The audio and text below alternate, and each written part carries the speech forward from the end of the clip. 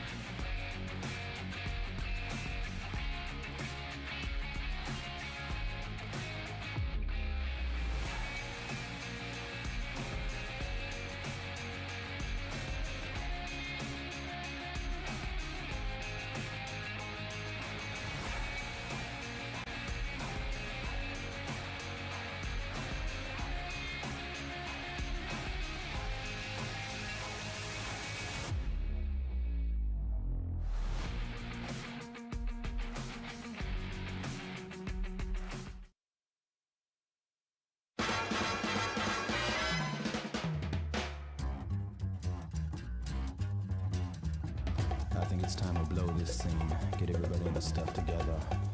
Okay, 3, 2, 1, let's jam.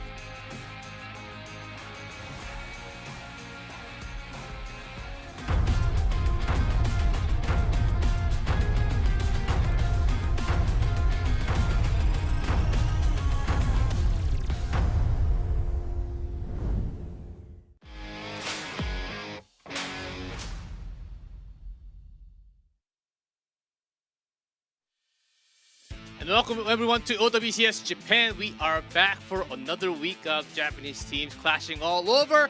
And it is now about time to find out who's really staying on top, who's in the middle pack, and who's going to be dropping down to the bottom. I'm G-Clet, with me, Wolf. It's Monday, we're back here, and the meta right now, it's changing madness. a lot. It's changing a lot. We don't have standard picks.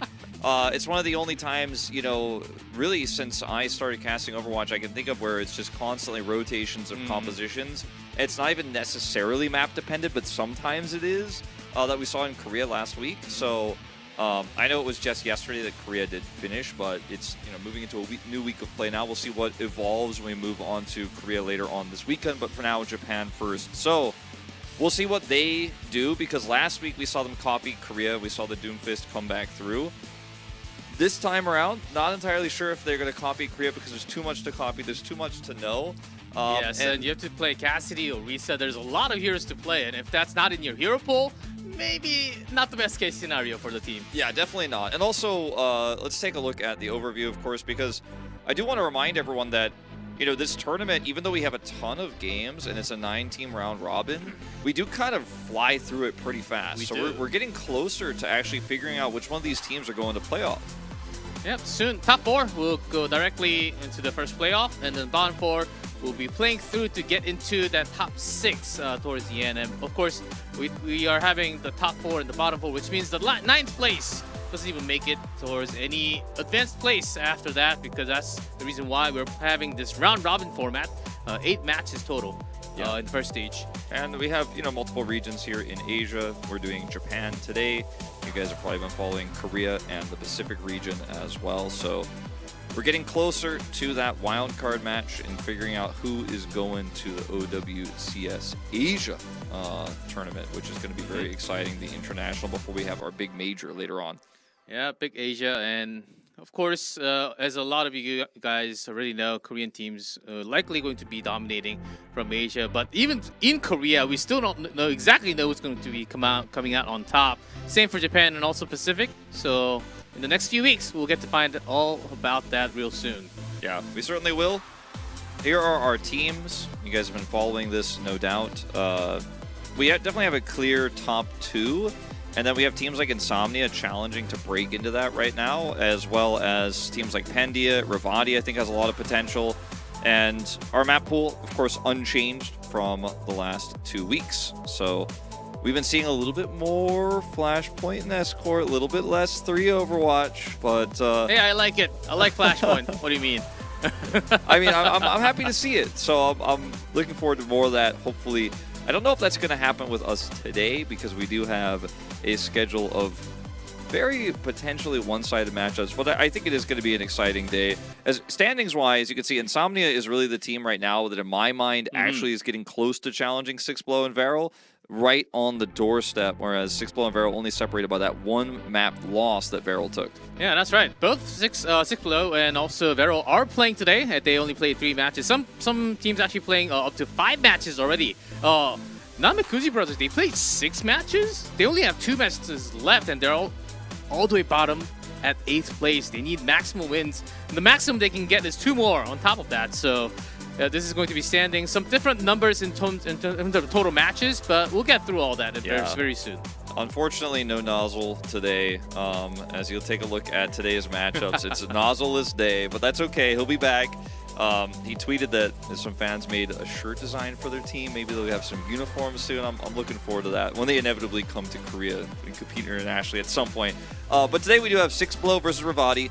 On paper, very strong match for 6blow. Varrel versus Arise Project, I would argue maybe a little bit closer, but definitely Varrel favored. Certainly. And then the last one is probably our most one-sided one of the day, with Insomnia taking on Hayabusa, as Insomnia seem to be way stronger than Hayabusa at this moment in time. And that's an expectation level that we have gathered from the last 2 weeks, yes.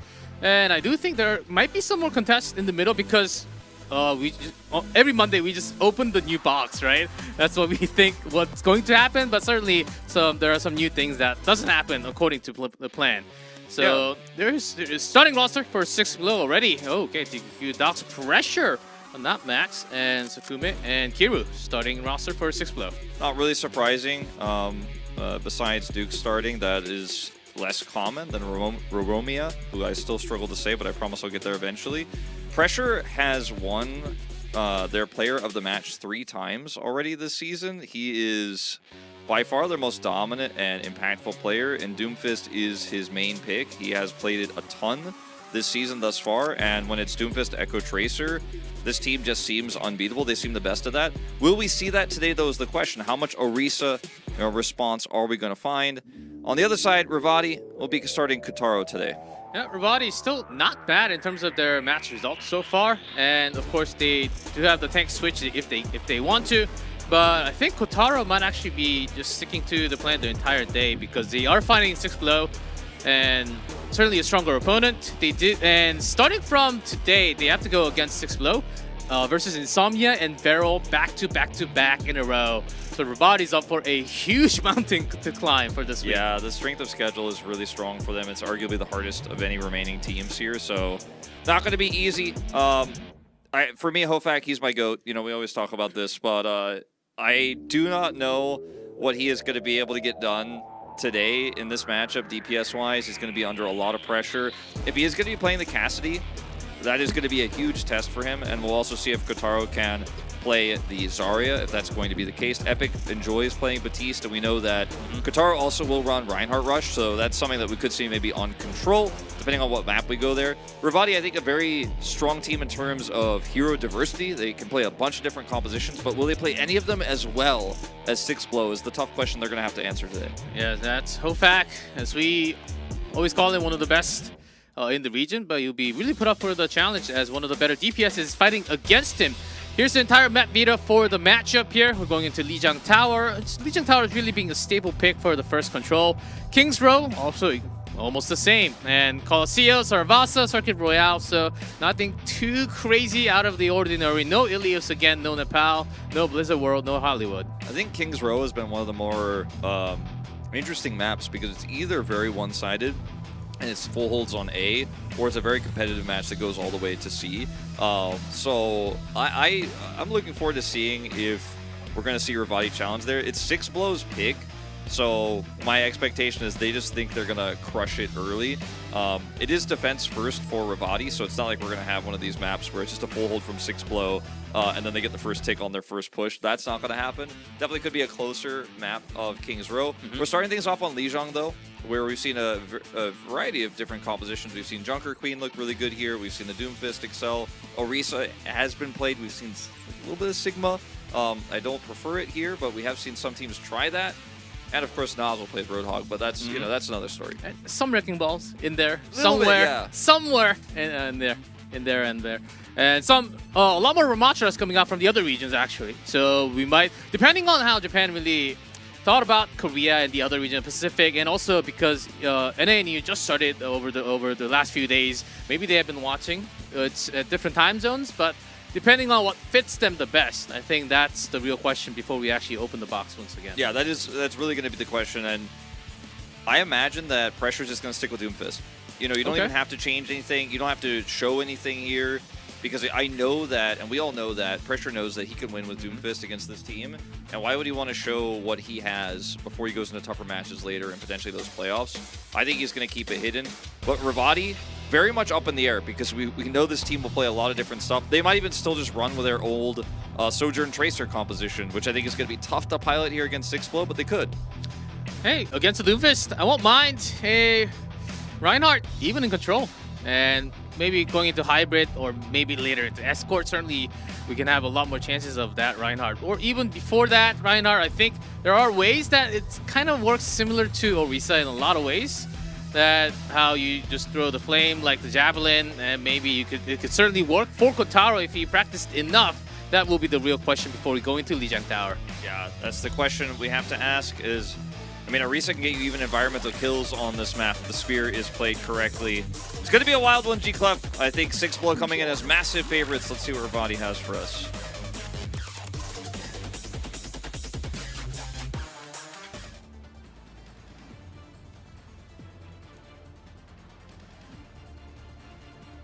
All right. Nothing is real. Everything's real. Well, depends on your philosophical perspective, G-Club. Everything's 0 and 1. Kotaro showing the Wrecking Ball. Okay. So Revati are just going to run what they ran in week 1. Sojourn Tracer Wrecking Ball. And 6blow are going to put TQQ on this Cassidy and try to use the Sigma. Going to be kind of tough against Wrecking Ball to get a lot of value at a Sigma, but if they get the point first, can definitely work out. As huge fan prediction here for 6blow. Oh, way too big. Not even a double digit for Revati here. We'll see how that goes as TQQ certainly looking for to hide behind that Sigma. Will that be possible if Harutun here, just like the Tracers always do, will be poking from the side. Little 1v1 here as Harutun does bring down Docs. Nice start for Revati. Takes him out here early. Pulse going to be connecting as Kotaro. Let's see if he can actually burst him down. He does. He'll die for it though. Will get pushed off the edge there. Testy with the boop. And with Harutun still alive, we'll be able to flip the point, but already, okay. Pressure's still there though. 31% now. Maybe they cannot get the flip. Kotaro going to come in here. Pressure is broken down, and that's going to be the flip coming in a little bit delayed. 6blow do buy a ton of time there. TQQ burst down Kotaro, but going down was actually massive. Hesty really saving the day here for Revati, and they will get a fast flip here. And now approaching the point with Cassidy is going to be kind of about Dukes. Like, can he actually get into the backline? Can he shake things up? Because otherwise, accessing this point is so tricky against this long range. And I love the angle that Hofak is taking here because he can threaten them and poke this Sigma out before he even gets to the point. They're going to back off now. Backing off because they lost the Tracer already. Can't just go in with 4. Of course, Cassie can do some work, but 6blow realizing that, coming from the side, really trusting Sigma's barrier. And Kotaro just hinting that where it could come from. There's a Matrix. Skume already. No big casualties, just to buy some time off the side angle. Revati also following the rotation, letting the point go for now. Yeah, almost making the flip. There's a flip. Yeah, it's kind of wild. They actually just gave that up. They're going to use the minefield now to recontest. Good sound barrier. From Kiru, from 6blow. And they already have the point. No reason to really have a big contest as Revati. They lost, I believe, Tracer. Yeah, they're going to have to get Hesty's sound barrier before they can recontest this. But, I mean, they're losing so much time right now. I'm really concerned. And also, this Flux is going to be ready to stop the approach. And that's going to lock down Kotaro if he tries to go in. He doesn't have that minefield anymore. So here's pressure up front. And Kotaro, in the meantime, was able to get a kill on one of the supports on the back line. And a double elsewhere as pressure is struggling to fight alone with Lucio just on the back. And Revati doing... That was mostly Kotaro doing the work. We missed on camera Kotaro just sending people off the map and flying around on this Wrecking Ball even without his minefield. He went up to 70% of his next minefield. They get to keep the sound barrier. This is actually massive for Revati.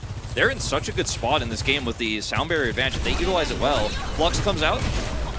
And here's the overclock. Flux, excuse me, overclocked. Go back. Looking for the target. One actually in the perfect spot. Okay, TQQ was found. And 6blow actually holding the ultimates, looking for the later fight, as this one is already kind of donezo for them. Yeah, and they didn't even have to use a sound barrier. That was just a really nice overclock from Hofak. He's popping off. Kotaro is getting control, and it doesn't matter that they have 3 ultimates here, 6blow to flip this with if they can't get to the point. And TQQ, with his Deadeye, he's not going to have line of sight if they can't approach. They're going to need to get him up and put an Immortality Field on top of him instantly if he's going to try to pop that, but it's practically useless. Might not even be able to get a good touch. There's the Deadeye. There's the Deadeye just to zone out. And Hofak immediately going down from pressure. And even with the field, keeping everyone alive near the entrance. Revati coming out with the barrier, but is it enough for the 4 to fight against the 5 of 6blow? Really buy some time. Oh, catching one off guard. There's Matrix, already gone. Rush out too. TQ gets caught. Revati with the 4 remaining. They've got it, I think. And that is just pressure now. Down he goes. Just a last-minute contest here from Dukes. He's pushed off. Buying time. Well, they're going to win it. And G-Clef, that was just clean play from Revati and from Kotaro especially. Getting those kills so efficiently on the side of the map. before they could actually get back control, and then using him to basically get efficient kills where they're not using ultimates. They got to hold sound barrier forever. He then built up another minefield so he could delay Sixblow's attempted cap. And even though we did see a pick onto Hofak right away, pressure killed him somehow. That was super weird. We don't know how that happened. It looks like he died to accretion there. They still ended up winning the longer fight because they had minefield, they had the sound barrier, they had Kitsune Rush, and Sixblow were out of tools. And I'm not a big fan of this Sigma, to be honest, in this composition. I feel like it is fairly low value, especially compared to what the Wrecking Ball has already offered. Especially on the previous map, but as we switch to the second stage, we'll see how this goes. As Gotaro's Wrecking Ball is certainly doing a lot more work compared to that Sigma. But we're talking different grounds now. Early rotation. Wrecking Ball looking for the side angle to maybe pop in. But he is somewhat isolated on his own. It's up to TQQ and Dukes to actually take out Kotaro and keep him low so he can't actually continue to harass. Every time he goes below health and loses his armor, really is at half health or less, he just really can't continue to put that pressure on. He'll get blown up if he gets caught by accretion. And Sixblow are going to do just that and grab this first cap. Yeah, this Cassidy has to make some good amount of work, put out some DPS as he is supposed to do so. There's that pile driver, keeping himself alive. Gets the field out at least. And that would be one good tool for Sixblow to keep everyone alive. Kotaro right in the middle. Trying to look for the flip, and here's Hartoon. Tracer from the back line. Find exactly what he's going for. There's a recall. But in the meantime, Hofak's doing all the work as he goes down himself. Hartoon doing so much though. Crazy how brave he was as well with his recall timing. He recalled so late that he recalled to 107. Like, he didn't even get to go back to full health because he was holding it for so long. Is able to heal up here and win the point back for Revati. As Sixblow trying to approach here with this Sigma and just really struggling. Yep, Sigma can't do that. It's kind of hard for him to do it. In fact, Jacob, I'm kind of on the same page with you, and now he's zoned out here in this choke point where Hofak has line of sight. Oh, a lot of ultimates coming online, though. Oh, almost got that boop. He falls back. There's a Matrix and the Kitsune Rush. Deadeye could be used defensively here from TQQ. Cassidy doesn't have the barrier, and there's the barrier from Sixblow first. Gotta make some work out of it. Hofak trying to counter it with the overclock. Landing some shots, but he goes down from the flux, from pressure. And it's Sixblow. The lack of sound barrier for Revati really hurt them here, because if they have that, I think Hofak probably lives through their Gravitic Flux, and then he can actually get value of that overclock. I think it was a bit overzealous to try to overclock in that crazy team fight where they didn't have control, and then he's lifted into the air, and it's going to give you some line of sight, I guess you could argue, but he's not going to be able to do much there in Flux. Yeah, Sixblow finally getting the flip. Still lower in the percentage control numbers. Revati, I think they still have a pretty good idea as Kotaro is not really falling down on his own. There's a beach. Early one. Big Q with the Deadeye. Doesn't find one. Is actually himself going down to Epic once again, just like the last. And just trying to turn things around with the Pulse Bomb, but that will be the only kill. And Revati just so another exposed. flip now. You can't really protect the Cassidy very well with this Sigma when, you know, Immortality only they have one Immortality field, and he Deadeye to try to stop Kotaro when he came into the air there and didn't find any success there. He's blown up early. Dukes is popped as well, killed by Epic actually, and Hartoon chasing him down, Hofak hitting that railgun shot. And now they're going to take a lead here on percentages, and the ult economy fairly even. This next fight is probably going to decide this round. Yeah, very likely if Revati takes this, it'll be control for them. I wish you get to see that Cassie's angle when he's using that Deadeye. Here's DQ. Ways away from having that ultimate. That grenade on the Tracer. Just not enough to kill. There's that recall. And the minefield out from Kotaro. Everyone just runs back to the white room. Or towards the side of the control. So clean here from Revati. They put the minefield up and then turn on the other entry point and take out Dukes. Now he's down. Pressure swapping over to D.Va for last minute contest, but I think this one's all but over. Oh, even with the sound barrier not there on time, and Revati wins control. Revati clean 2-0 on control. Did not expect to see a coffee cup on the screen when we came back from camera. Nobody did. Nobody saw it. Did not expect to see a 2-0 win for Revati to start off the series. And I think they just had a better meta read. Kotaro came in on ball. They weren't ready for it. They wanted to play Sigma. I think they prepared Sigma. And so they were like, we're going to play this. It's going to work. We're going to protect the Cassidy.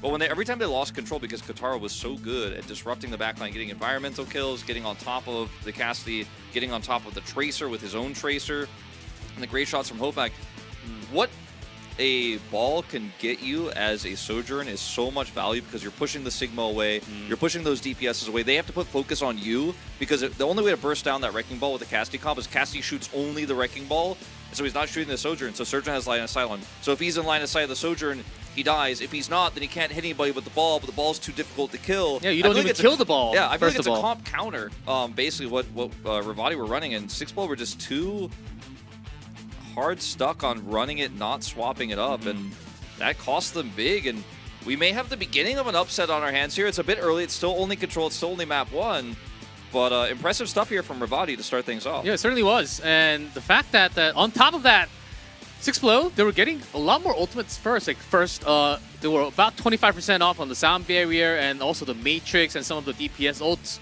On top of that, even when they had 2-3 ults on top, they still lost the fight sometimes. Yeah. So that does worry me. And if they keep on playing this Cassidy Sigma, I don't think it's the way to go. I mean, clearly Revati knew what they wanted to do with their minefields as well. Like that last minefield where they blocked the Sigma and the rest of the crew out, and Cassidy can't get in from that angle. And then they know on the opposite side, there's a Tracer trying to flank them. They just instantly walk away from the minefield, which denies entry anyways, turn on Tracer and kill her.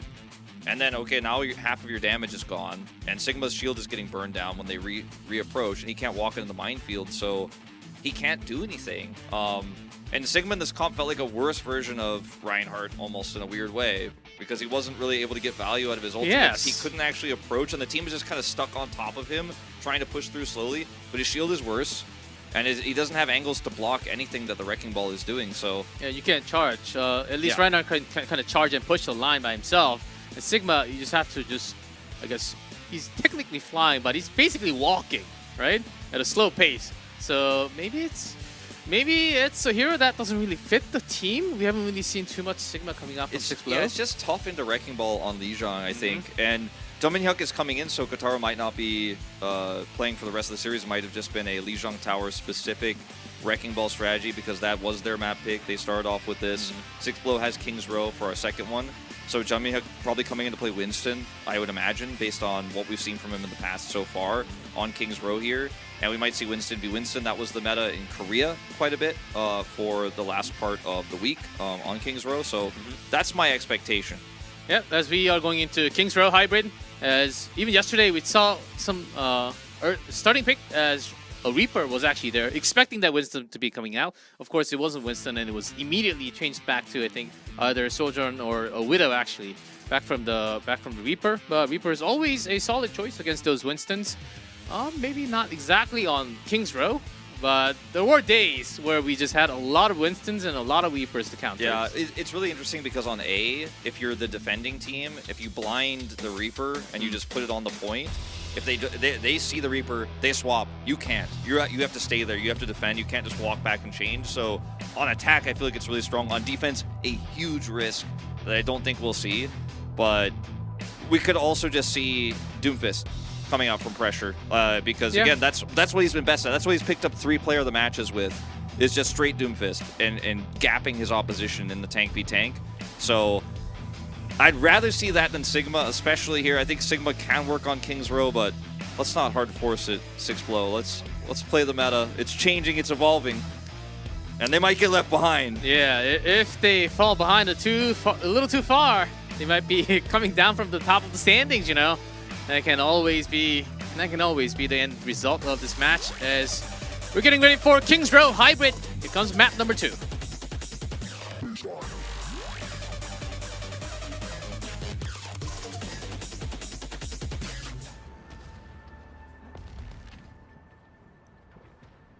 That's Zarya. I mean, that's Hero of my Storm, and some like it bot, but I mean pressure. The pressure. Yeah. Just a reference to you and I casting Heroes of the Storm together in the past. Exactly. Thank you, observers. Dominhyuk is actually going to be running the Sigma himself. So Oh, pressure back on Doom. back on Doom. Might swap, of course, on attack. You can suss out what your opponent is doing. As Hofak is running the Ashe, which we've seen in the past, really good with the DPS passive. Yes, which will be changing, which will be changed in the next patch. But still, Yeah. good to go. Illari also coming out here for Epic, I really do like. Very risky, but quite strong. If you can right. hold on and chip away at pressure, whatever he's playing, it's going to be Doomfist in this case. With Genji, so they're exactly diving in. They do lose Tracer in the middle, but still, those two can create miracles. Revati actually having a pretty nice rotation back Sixplo, to... they need to get out of here. I don't know about sticking to this and waiting for reinforcements. It's super greedy. And they're going to lose a lot of time if they do so. Dynamite already connecting twice. Pressure's in. Yeah, but the respawns do come faster. So some pressure onto the control point and the cafe. So here's pressure with the slam going upstairs. They're trying just to so defend the split. box. And he's getting knocked down. He's half health. Dukes gets split off from him, and so he's dead. And G-Clef, I'm worried here for Sixplo. I mean, they're building a Kitsune rush very quickly, and that could be the breaking point here, is getting Epic as well. Pressure survives. And that's one of the supports. But Harutun has been doing a lot more work on the side.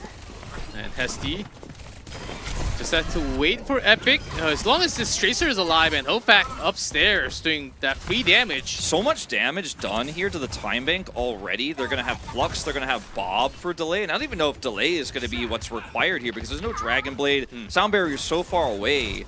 They just need to group up, and they will finally do so. As you can see, Hofak here does have the Bob at the ready, can use it for stalling if necessary. And this is just such a great defense here so far for Revati. There's the rush. Zakumi early on.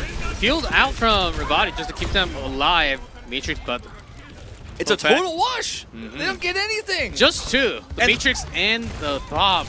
So they have so much long-range damage in this composition. They have an Ashe who does commit the Bob here in the window. They have Illari on a different angle. They have Harutun who can threaten the backline and chase pressure down after he uses his cooldowns. He's not closing the gap here. And they're just getting outranged straight up. And with the Dragon Blade, they might be able to do something here with Sound Barrier. But even if that's successful, so much time has already gone. They're so close to it. Feels so far still. Really building up for the Dragon Blade and everything together. Oh, might have to escape with the meteor strike. Good opportunity here. There it is, but we're talking minute and 15 now. As members fall. That's a late Sound Barrier with 3 members already on the ground. The Immortality field was so high value. Look at these pylons as well, man. They just cannot crack this composition. This is so cool from Revati. And Sixplo, they're trying to wear through. They're trying to get in A there. minute now. Blade Yes. is ready, but he can't pop it right now. They just don't have the numbers. Oh, no, Oh, not go, like go. that!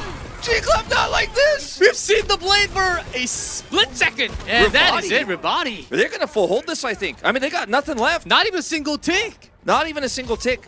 Not even a single tick. They're going to swap to Winston. And Now it's a bit late. There's no ult coming whatsoever. Now, at least Winston can mitigate some of that long-range damage coming from the Illari, coming from the Baptiste. But he only gets one barrier. He only gets one leap in. And he's going to have to do a lot of work with it because there is no follow-up ultimate for him. Rush is going to be their hope. As the window's out. Okay, Hofak already escaped on top.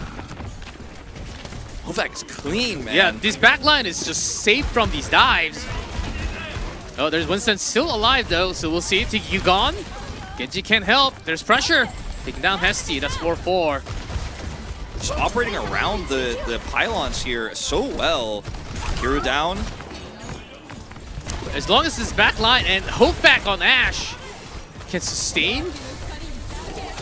Not a tick yet. The Winston's down. They have no one on the point. I think this is just Dunzo, G-Clef. Oh my god, they crushed him.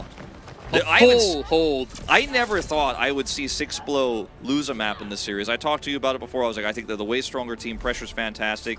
But maybe they were super reliant on Doomfist, and now the teams are swapping the meta up, and Revati prepared super well for this. They are really just going to struggle because, I mean, there is so much to talk about. This is like a game to break down and pull out the replay code and analyze because they have the pylons on the backside.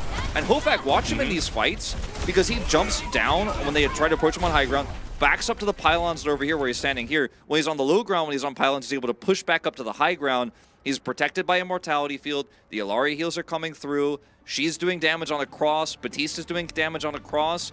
And the Sigma is just this rock in between everything, stalling people out, stunning the Doomfist as he comes through, stunning the Genji, and then the commitment to the Dragon Blade in that last moment was really just not it. I mean, they had already lost the fight, but he felt the pressure to press Q and hope for something. He's just taken out immediately. And 6blow now to get a draw, which is best case scenario, will have to full hold themselves with no ticks. We have one of the fastest games. Real Highway having about 4-3-3, I believe, until point C yesterday on King's Row, but it's the opposite now, having a full hold. And I think Revati has all the momentum in the world to break this one tick. And this might actually end very soon if 6blow's not careful. Okay, Hofag. Okay. He's going to have this Immortality Field just look for a pick. Pressure on Sigma. And so they're doing their own different version of this with the Ashe, but they also have Zenyatta instead of the Illari. Same sort of concept, but not the same sort of healing output, actually, for Sakume in this composition. Yeah, so even if they're gathered up, will not be getting the same amount of heals. And positioned also differently.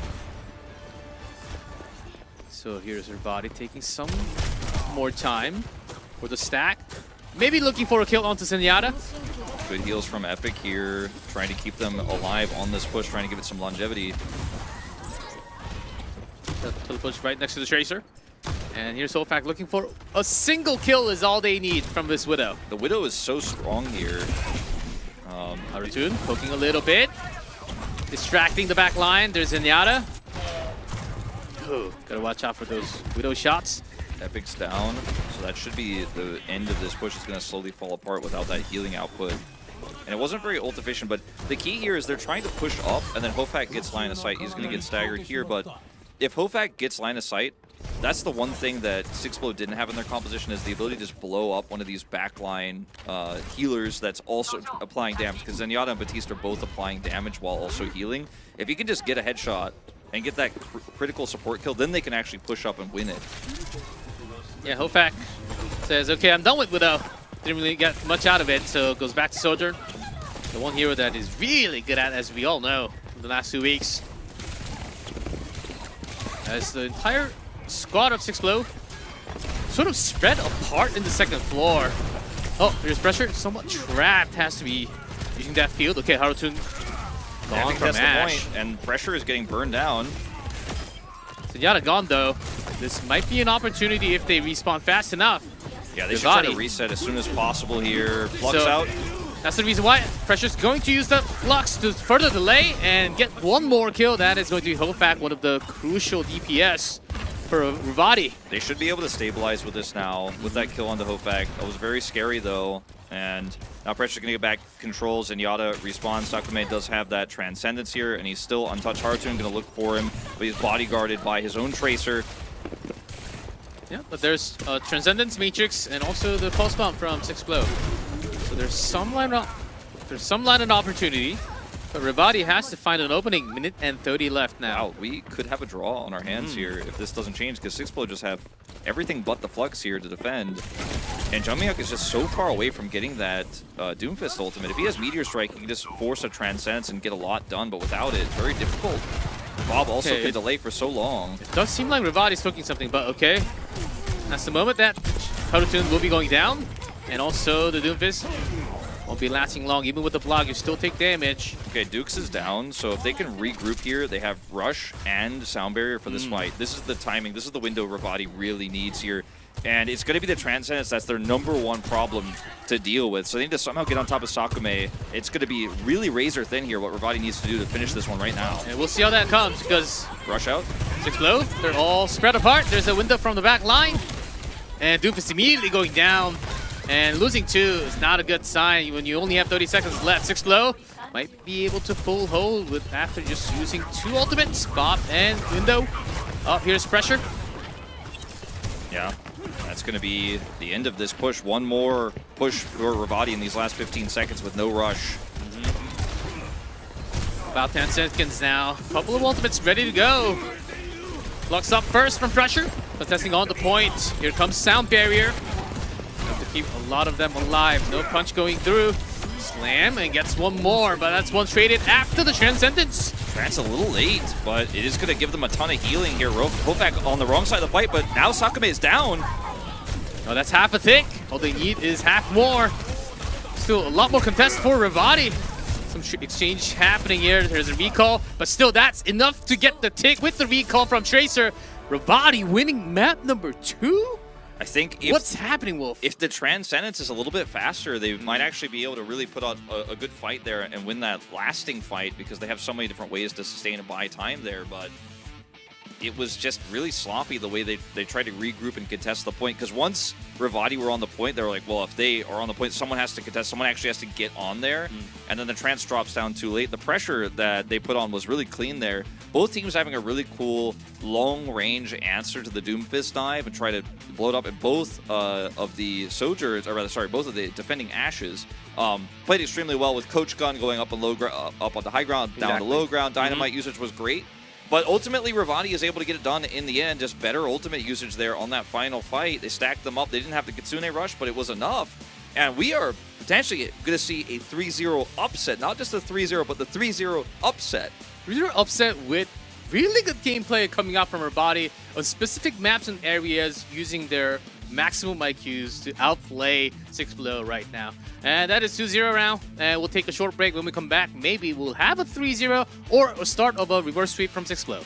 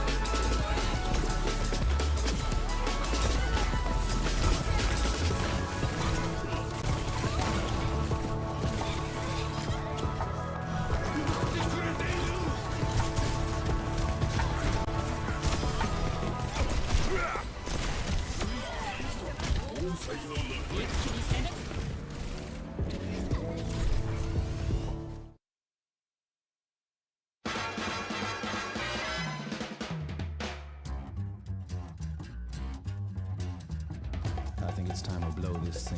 Get everybody in the stuff together. Okay, 3, 2, 1, let's jam.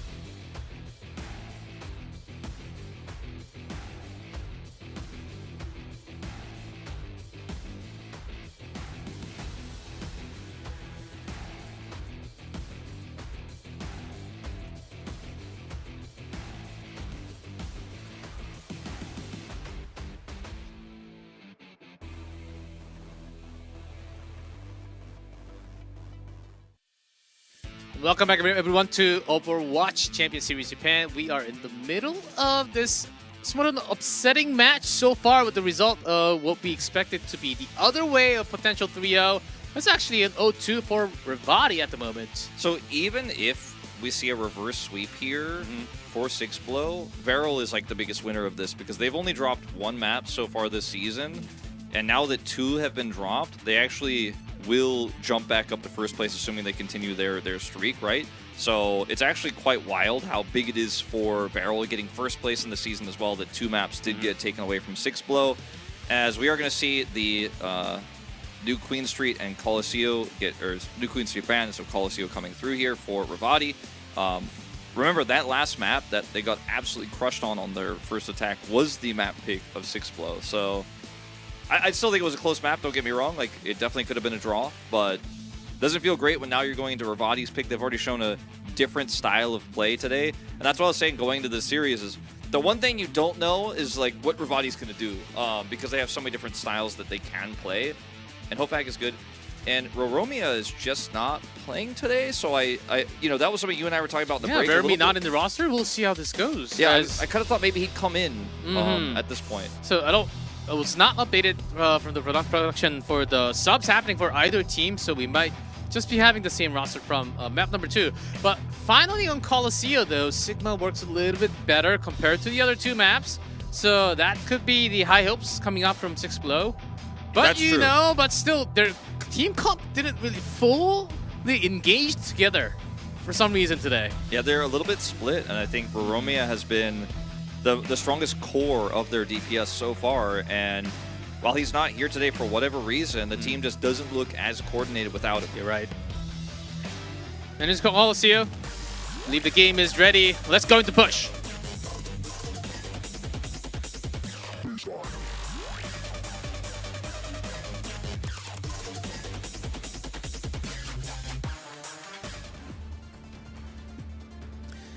Welcome everyone to Colosseo. Here's Bush, and we do see Kotaro. Yeah, so I was actually updated that Kotaro was in, but he didn't pop up on the screen there, so I wasn't sure. But yeah, he is back in, which is what, you know, I expected going into this one. Seemed like it was going to be more ball from them, and so once again we're going to have that Sigma, because Sigma is really strong in Colosseo, especially at this these first 2 fights. But you know, Wrecking Ball quite good into the Sigma, so seems like once again they're expecting pressure to play it. They think they have the answer. This first point, very tough though for Wrecking Ball. Yeah, it depends on where you fight, and Wrecking Ball is precisely out of the robot zone because you just can't stay there. Sigma is going to be having so much more on top of you, so forcing the robot to be moved first, and then just rotating back and forth. Yeah, this point is almost like a maze, so there just isn't a lot of space for this Wrecking Ball to actually get value or look for some big, you know, drop downs, because he just doesn't have angles to use his hook to actually get into the air. Yeah, also the pile driver, you can't really hide anywhere unless the robot is pushed a little bit, at least for the first corner. And that's the reason why Kotaro is struggling at the moment, and finally does go down eventually after that chase. Yeah, it's kind of a catch-22 in this choke point. You either don't do anything and you're safe, or you have to get in there. You don't have space, then you get burst down. And 6blow, huge lead here now.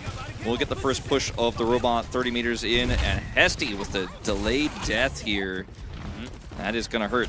Dukes with the pulse bomb, and DQ fighting one more on Hofag.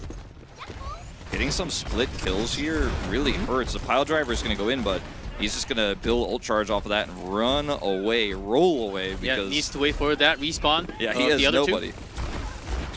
Yeah, here's TQQ just having a safe play. No one really contesting him at the moment, as this robot is still being pushed now towards the slope. And this is where Revati is going to strike from the top. As everyone gathered together, there's Kotaro on the other side, pulse bomb getting Kiru, even though it wasn't stuck. Yeah, it was just close enough to it. Yeah, too close to it, and this is a big win here for Revati, as it's just kind of randomly a lobbing pulse bomb that takes out the support, and then they are just gunned down, and headshots coming through for Epic, as well as Hofag there on the railgun. And they should actually, the key is, can they actually get out of this starting zone here where the Wrecking Ball is kind of low value? I like that Kotaro is going to try to zone them out with the minefield here. Great angle, so they actually can't contest where he's at his weakest. Great plan. Minefield to catch potentially Cassidy. Not enough damage on his own. We'll be just rotating around that pillar. But the robot's getting out of the zone, which is the most critical part. And what that's... Well, Revati, I think they were realistically looking for some more push, but I think that's good enough for the first. And here's Sixplo with even the sound barrier. Just make sure that they have this win. And the key, again, is this area is where it's going to be the most difficult for Revati to use this comp. And they tried to use the minefield to actually get back control, but they weren't quite able to do so. So even though Sixplo is kind of staggering here, using a lot of ults, it's worth it. We had a game from Runaway actually, not exactly the same, but it was similar in strategy where Runaway was basically fighting right here in the middle zone because they had a lot more advantage. And Revati, similar type of strategy. Sixplo will have to dominate on top because they will have a lot less of a time to actually get their own push started, where Revati, they still have to spend at least 15 seconds to get the robot back. And that's the cool thing that this comp allows for Sixplo, is they can just kind of let Revati win fights when they're outside here, as long as they can regroup and then win in the choke on the starting zone. And that's kind of what they've done so far here, committing the sound barrier, just holding on to that. Now they have the push, and Revati has to come out here and fight. This is where Revati will be stronger if they can actually get over here and make that fight happen. But once they get control, they have to fight back into that same zone. And you can just use the clock as your biggest resource here, as Kira's once again down. Yeah, can certainly start with the pulse bomb, as pressure will be somewhat into the corner, as Hesty keeping himself alive from the field. As a remainder, there's a flux from pressure, getting Hesty off of that field. Slowly getting advantages here. Hesty actually knocked out of the field by the accretion for a second there, didn't die, but then is killed by Flux. They're all here, but Robot actually traveled all the way back to the center, and and for a second, Hayabusa was actually pushing the Robot. And Sixplo, they just couldn't find the opening to go back to the Robot spot. Yeah, now they will have it though. They're just going to keep it in this annoying spot here. Hofag with a flank, and will be rejoined with Kotaro now. Now they're just going to try to slow push in, but tough into this Sigma now. The more corridors, the more walls and choke points there are, the tougher it is for Kotaro to actually do anything. As you can see here, he's just a sitting ball. Oh, yes. A sitting duck. And Sixplo, as you can see, they're fine. Yeah. Fighting on the spot because they pushed already for the first push point. Revati, though, they do have to eventually have same or better distance on that robot. So with 3 ults, here comes the mine. Kotaro starting the push. Yeah, with the Kitsune. Okay, pressuring enough. Pressure does go down. Couldn't really find an opening. And Tiki responds with a Deadeye, but that's only a single kill. Yeah. For 2 exchange. Still getting value on the backside as well. Here's a chase. Harutoon finishes off Kiru, the final Lucio. So the toughest part of this map is now over for Revati. They won this fight decisively. They've got the robot out of the building. It's open space now. It's where Kotaro is going to get a little bit more out of this. And his minefield is actually really well placed. Oh, Hesty. Early Matrix, and he does drop down. They really want to get this momentum going, but that might have been overzealous. Field gone from Sakume there, as Kotaro. Funny to see this rotation happening all over the map. The power driver doesn't catch anyone. Harutoon goes down in the middle. And with that lost member and the field gone from Hesty, I think we're just looking into the cleanup duty from Sixplo. Yeah, it looks that way. Really, it's such a shame for Revati. I think they had a really nice opportunity to keep that cart going and just play it slower, but they are hard forced, and now just delaying, trying to make sure this robot doesn't get back in. But guess what? He's going back. They didn't match the distance, so they're kind of rolling back down the hill. It's like that old saying where the man pushes the boulder up the hill, but it just keeps rolling down. I feel like that's where we're at right now for Revati. They just cannot break Sixplo and then win the next fight consistently enough here. Also trying to delay this push. Sixplo, they did full ultimates. Kotaro, that minefield. I don't know if that was enough of a tool for the delay. Sound barrier early on, diving into the sideline of Revati. Yeah, Pressure has his flux ready. Revati, they're isolated. Here's Harutoon. Tried to do something in the room, but he was the one getting picked. And it is now 5v4. And weirdly enough, I feel like 6Blow have handled this Wrecking Ball super well this time. His head's deep. Scary on the exo jump. He's still dead. G-Club, it's worrying. It's a worrying sign. It is, as we mentioned it before coming in, as this could be finally the map where Sigma can work, as Kotaro is struggling. I mean, I think the Wrecking Ball's fine if you can get out, but they just can't. As again, Harutoon will be found. For sure getting that kill, and now we're talking almost over 100 meters for 6Blow. About 2 minutes to go, and they need a full miracle push at this moment. Epic hitting some headshots in as well, trying to save his teammates here, but the fight is already kind of a loss, and they have no time left. At least their respawns quickly enough, and they can come back with a full team in just about 10 seconds with Epic. I mean, I was talking about getting the cart push, but now I'm like, well, you got to defend the full push. 90 seconds to go, but you do not have great tools here. The minefield is coming up, but it's pretty far away. Kotaro's going to have to retreat now. As long as that pulse bomb is off from Dukes, then everything should be okay. Revati, the time problem is time. They only have minute 20, and Hofak, who has been very quiet so far on this map, Yeah. might be looking into that big overclock. Finally getting the robot pushed. Jumping perspectives a lot, but Kotaro's got the knock-up. TQQ out. Okay. Finally, here it is, the overclock. And the robot has been moving. Oh, back. Okay. Good amount of heals coming from the back. They can get out of this choke point now. They can push the robot. Like, this is actually winnable suddenly for Revati. It's not likely, but it is winnable. As it looked doomed moments before, but he still has a minefield. And if he can stop 6Blow, as Hofak is trying to do here, get some delays, they actually might be able to, with this checkpoint here, really stick to this card and start to get Kitsune Rush and then actually be relevant here. So it goes as the minefield on the bridge. And there's a beat from Kiru. Immediately hiding away, has to get found though. And Hofak goes down. I think that is about it. 12 seconds left. Revati can't get the further push. Kotaro's there with Harutoon, but what can they do with just the 2 members? Not enough. Minefield, you know, it was an attempt there, but it's all they had, and it wasn't super well placed. The attempt was good, but the execution a little bit off, and then the sound barrier counters it, and now they just get worn down, and that is going to be 6Blow on the board here, bringing us to a 1 and 2. Potential reverse sweep still on the cards. Very much a forcing a square peg into a round hole situation, I think, on this one, this time around for Revati. And I don't dislike Wrecking Ball here, but because 6Blow kept them in the starting corridor, which is one of the most known parts of Coliseum, is the fights that you take there often determine your lead. They determine how far you can push and what you're going to be defending.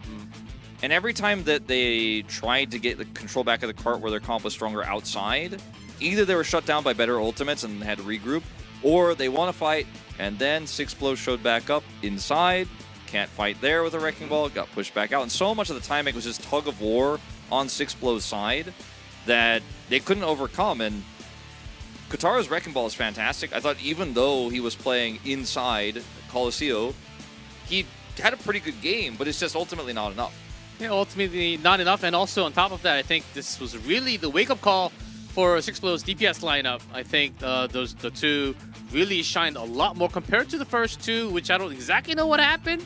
But finally, they're doing a lot more job. Harutoon's Tracer seemed like the weaker Tracer on this map, finally, after having a very good day so far. So finally having that DPS win big time for 6Blow helped a lot. Sigma wasn't really pressure, was pushing the line, but it was mostly actually like the DPS lineup doing a lot of these skirmishes and having these separate kills off to the side.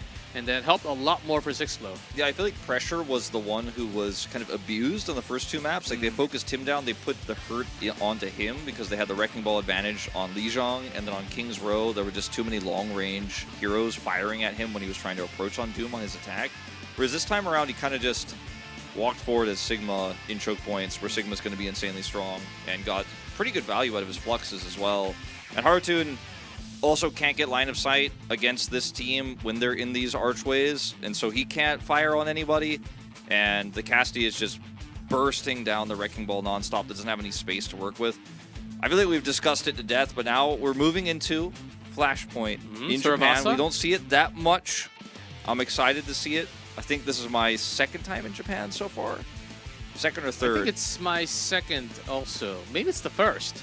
I can't exactly recall because I keep on watching Japan, Pacific, and Korea, and my brain's full of Overwatch now, and I can't really call out the exact data, just like my folders in my computer. So he hasn't indexed it just yet. He hasn't indexed his brain. Man, my CPU is getting a little old now. I tried to search for something on my old hard drive today, and it actually crashed Windows Explorer for me. I was like, that's never happened to me in like 5 years, but that's that when did you get happen. everything.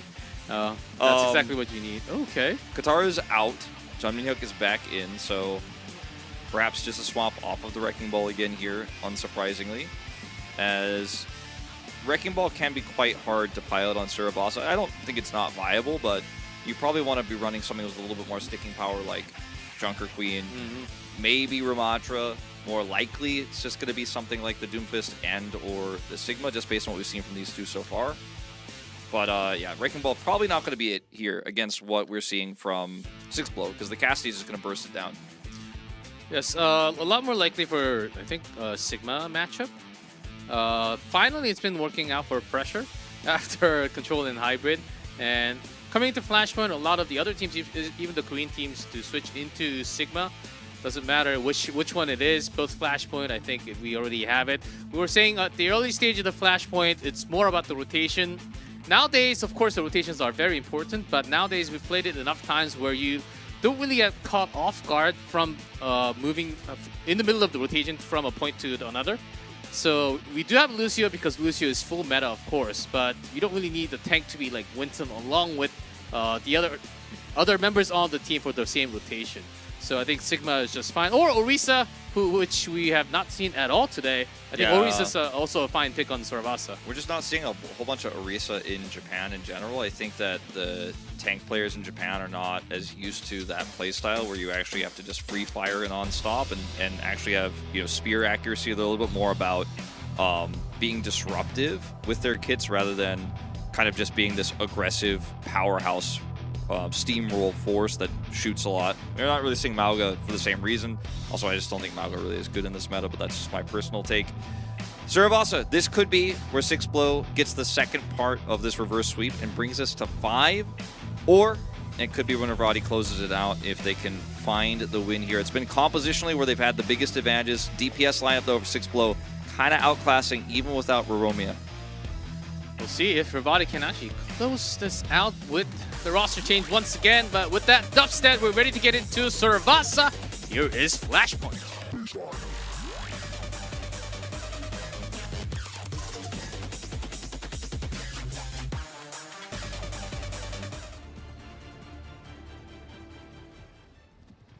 Alrighty, we do see that Junker Queen from John Minhyuk.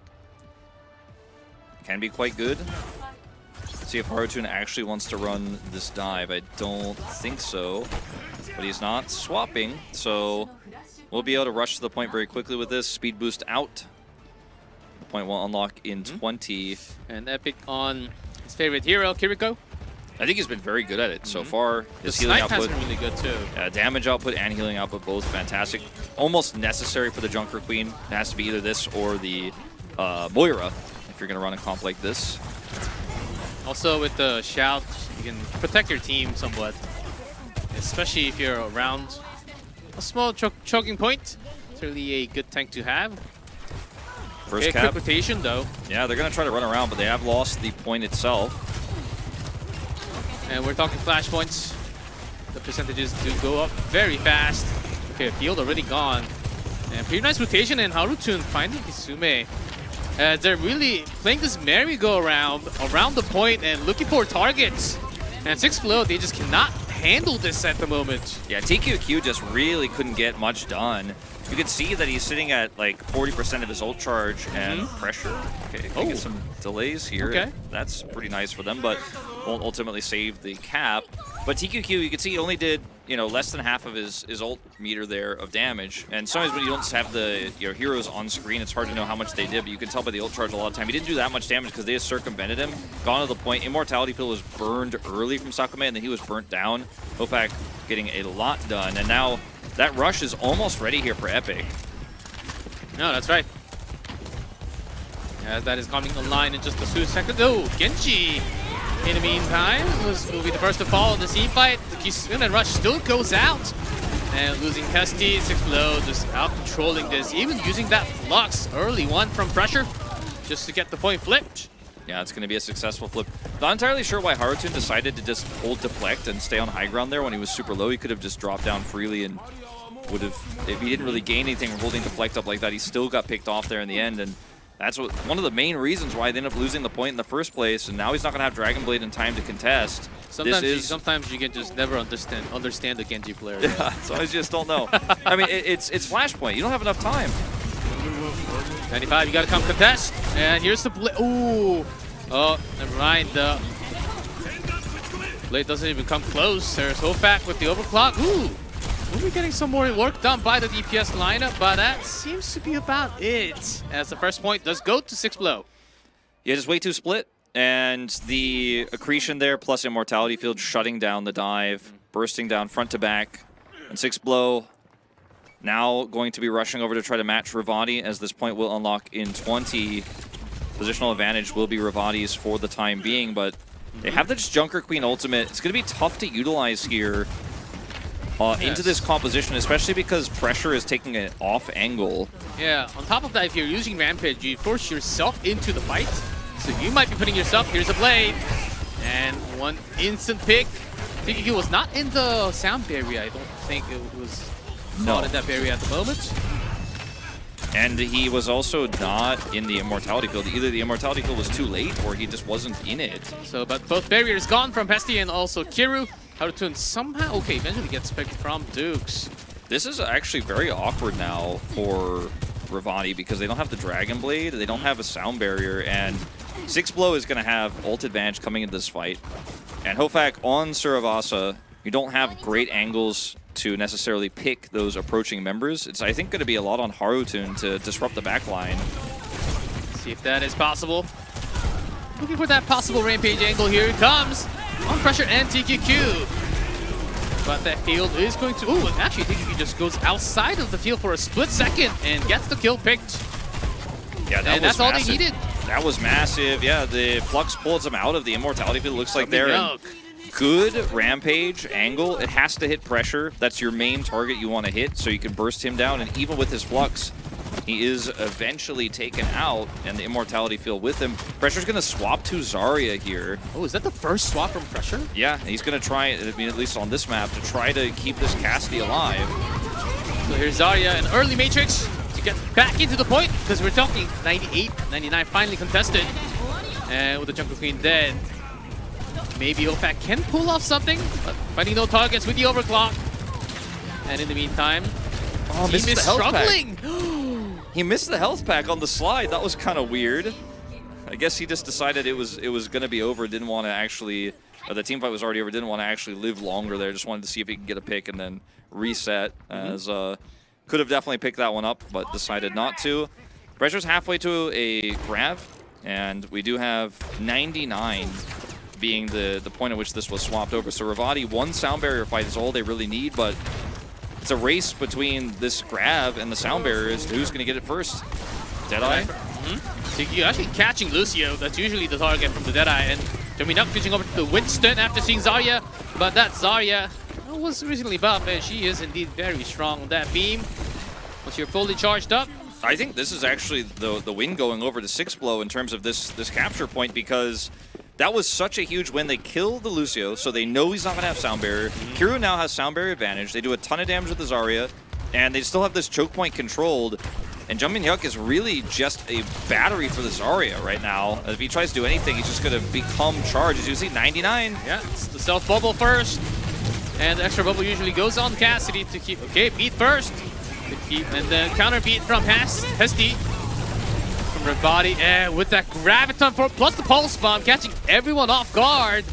Might just be this Oh, what a comeback from this blue from 99 to 0. 99 to 0. That's going to be the second point of Saravasa here. And it was the big bang coming through from pressure there. Drops the grab.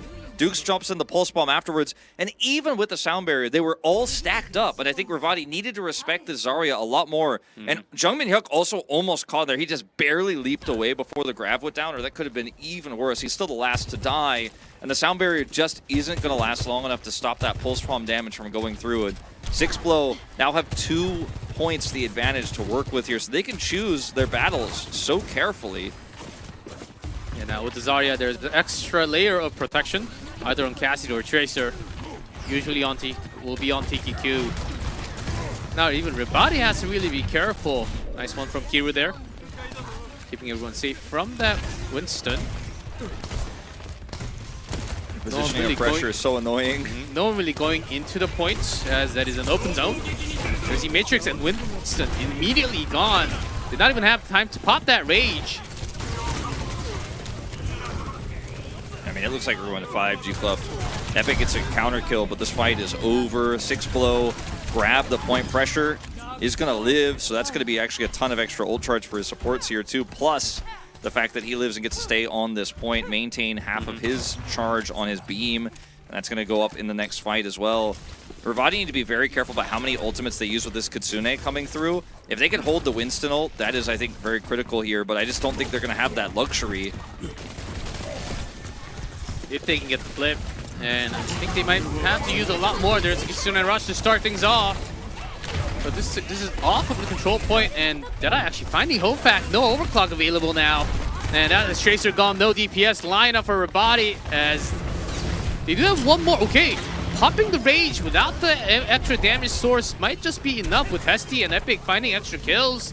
This is one of the ways that the advantages that 6blow have with their ults building up, and they know even if they lose this round, they still have 2 more buffer before they lose the map and lose the series, right? That advantage is really good for them, and they forced a lot out of Revati.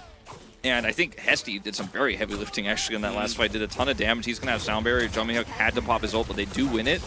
But grab is coming, and that's the big problem that they're going to have to deal with once again. Tougher to use on attack than on defense. Let's see if pressure can get into position. That's why we do see the overclock early on. Revati wants to finish this quick, and there's a grab. Oh, but actually, TQQ! Immediately, that grenade basically catching 2 kills more. So we have the big bang, which is the pulse bomb and the grab. There's the bigger bang, which we had only in Overwatch 1 with Diva Bomb. That's the poor man's bang. But you know what? It's gonna be enough. The poor man's bang is gonna get it done. TQQ, he's just a top log in that mag grenade, and that is enough. 6blow in pole position now. Hesty's ult has to be big. That's why the observers are watching him right now. Yeah, that's 99. Hesty holding long. Kiru does not. So has to pop that Matrix first. Hesty responds with the barrier. And with the fields gone, Revati can actually do it. The pulse goes wide, but still catches a TQQ from off the side. Both tanks gone. Now we're talking 4-4. Hopeback, a lot more with the railgun. And finally, this seems to be the flip that Revati wanted for a long, long time. They are able to get it in the end. The sound barrier is good enough, and in that scrappy fight, they are able to get it done. TQQ, he did a ton of damage, but wasn't ultimately protected there in the end, and they fell apart like a house of cards, because as we've seen in OWCS Korea, this composition with the Zarya Cassidy needs to be all together. It needs to be super well protected. They're going to go for one last contest here. I don't know if they'll even commit the Deadeye, honestly. They don't have great line of sight. Let's see. Gonna force. Okay, with the bubble, just going in straight with the Deadeye. Oh, no! Jungmin Hyuk, no! And in the meantime, Harutun could not get the perfect pulse on him. So TQQ will survive for extra miles. And this might just be it, though, with all the members gone. Finally, Hopeback will be the last to fall with Epic. No one on the point, and it is 6blow taking Saravasa, and we are going to 5-gamer escort Wolf. My first escort of OWCS. I haven't had it yet. It's my first time. Me too. 5 games. Me too. 5 games. My first time, G-Club. I'm hyped. I actually did not have enough time to write down the 5th map. It's Circuit Royale. Okay, I Circuit? remember from the original, like when we had the thing popping up, because I was like, I hope we get it. Maybe it's gonna happen. Yeah, I don't know. Maybe we'll have the Widow duel again, just like we had some massive Widow duel from Korea a couple days ago. We might just have that again coming out from these DPSs. So far, packed action 2-2. I mean, the crux of that final loss on the point was Jumping is on top of Deadeye, and they don't react quickly enough. Like, they don't have enough people there to actually focus him down. TQQ, that is. So he drops his barrier, and then he's like, I think they're going to break my barrier. And then he just leaps, hoping he's going to get out. And then he just gets popped by the Deadeye. And that's it. That's basically the end of the point. And without Monkey the couldn't Winston, you escape. can't win it. Yeah, you can't get out. Monkey dead, and you can't really win the team fight. Hopek was trying off the side, but when you have Cassidy living that long right next to the fountain, you just can't. There's so much DPS, so much damage already wasted on that single target. And that's a part of Zarya really pressure making that work with Cassidy. Seems like we have seen that oftentimes, especially from Korea for the past couple of days. Finally, OWCS Below, they're coming up with their own. So we're having some punches back and forth between the two teams. I'm loving it so far. Yeah, very much a dominant first 2 maps into dominant second 2 to bring us to 5. And, you know, it's going to be our first time in a while having 5 games here, going to Circuit Royale for the first time this season, if I'm not mistaken, unless it happened in Pacific and I missed it. Here in Asia, I don't think we've seen it. So, Escort? Yeah. Just 2 days ago we had it. We had it between Genesis and Runaway. But was it Circuit Royale? Yes. Okay, it was Circuit Royale. Okay. I've seen a lot of. There's so but much it was Overwatch really going on in the quick world. one. It was a really quick one, but an intense one with a Widow duel. So let's see if we do end up seeing that Widowmaker duel, because it's going to be Hofak against TQQ if that does come to pass. We'll see if these teams follow the Korean meta also or not, because they often do not. And I'm looking forward to it. I think this might actually be my first time casting Circuit Royale ever. Oh, really? Yeah, oh, just okay. because it's going to be a I'm blast. coming back after such a long time. Yes, this long, I guess, the first road after the very first corner out of the gates. It's where you have the distance, and that's where you see a lot of the Widows. And a lot, not recently, but there were a lot of Hanzos for that reason. Yeah. But now a lot more Sojourns just taking the way. It reminds me of like old times, Junkertown. I was about to. Hollywood. I thought you were going to say B. Junkrat or something. No, Junkertown, Hollywood B, some of the big Widow ones. Obviously, a lot of Blizzard World and Overwatch 1. We had a lot of Widowmaker versus Widowmaker there. A lot of different metas for that. But Circuit Royale, it all comes down to this: 6blow already behind Varrel now in terms of what this means for them in the standings. But if they lose this, it changes everything. Oh, yes. And certainly this is not a Wrecking Ball map, if I really have to call one. I don't think you should be playing that here. So we'll see. And I believe it is just going to be Jung Min-hyuk staying with the roster, as far as we know, from Revati. And I believe the final map is ready. We're going to see Circuit Royale. Escort it is, map 5.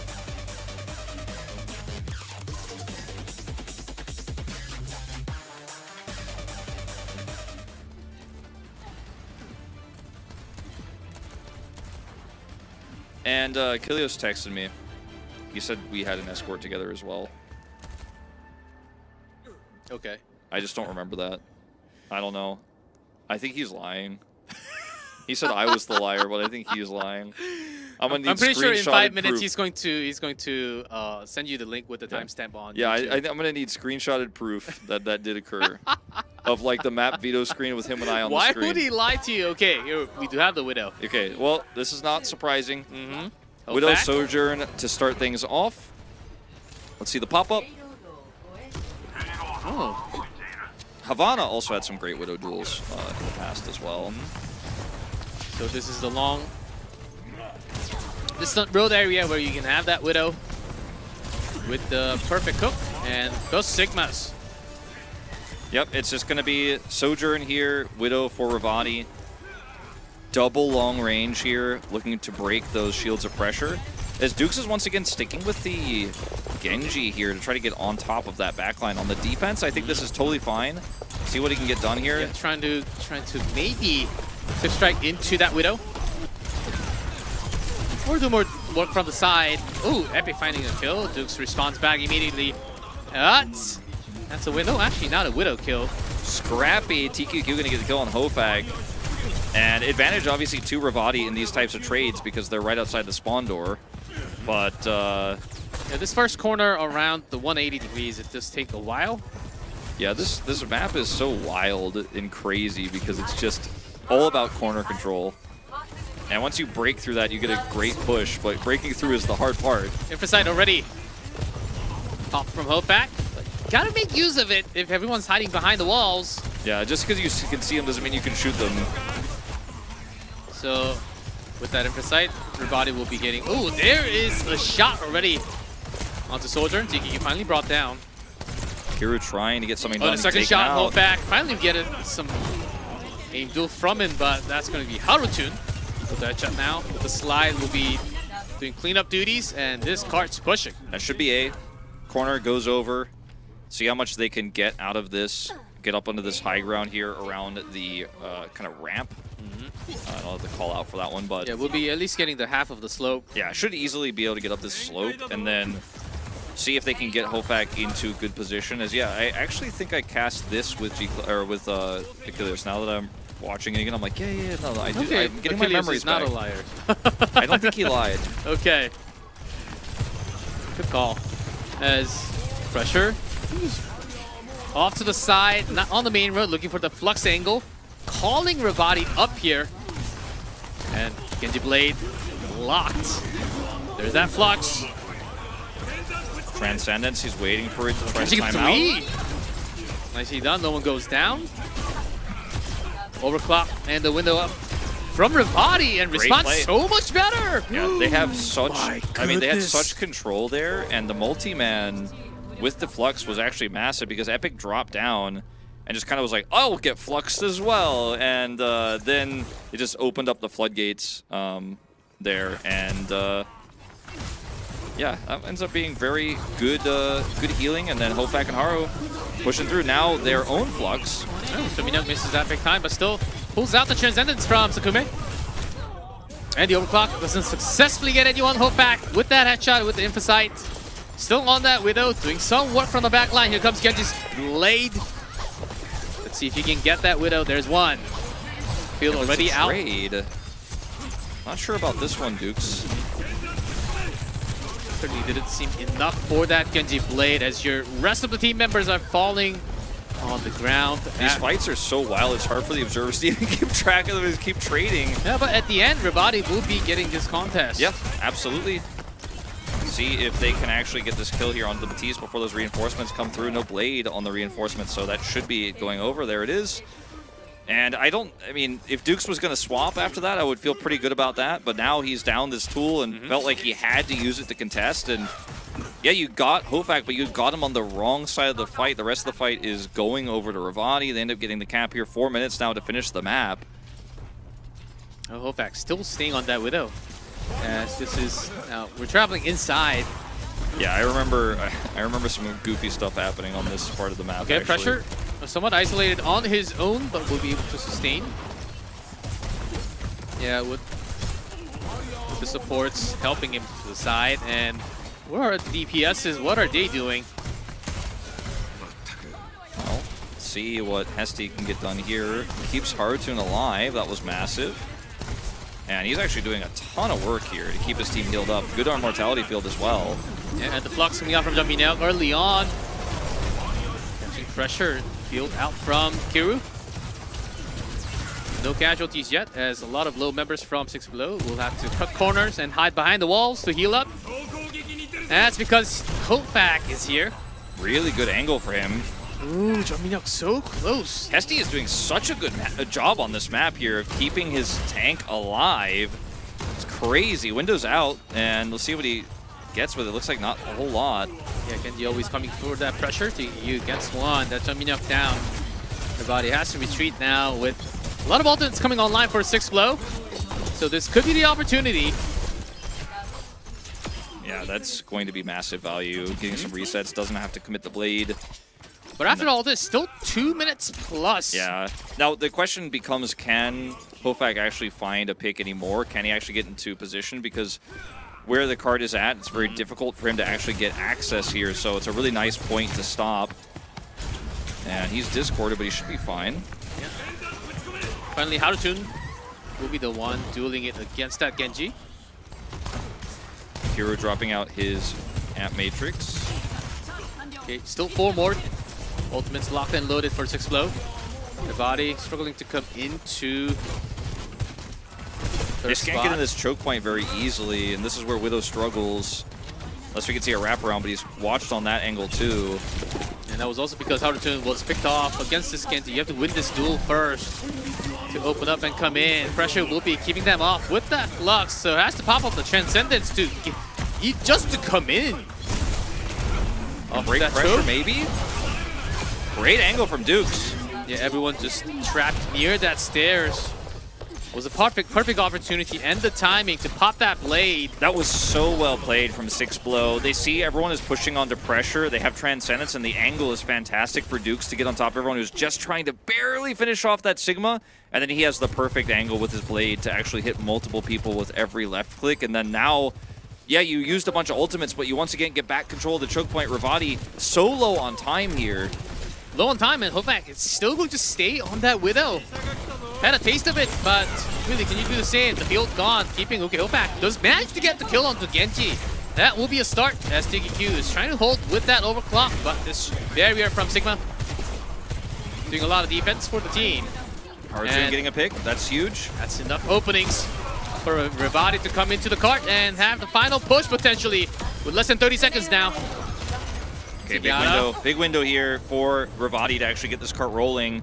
If Hofak comes back with the Sojourn. Now, finishing the map is going to be so tough here. They just don't have they don't have all the tools, but getting this extra distance is still massive.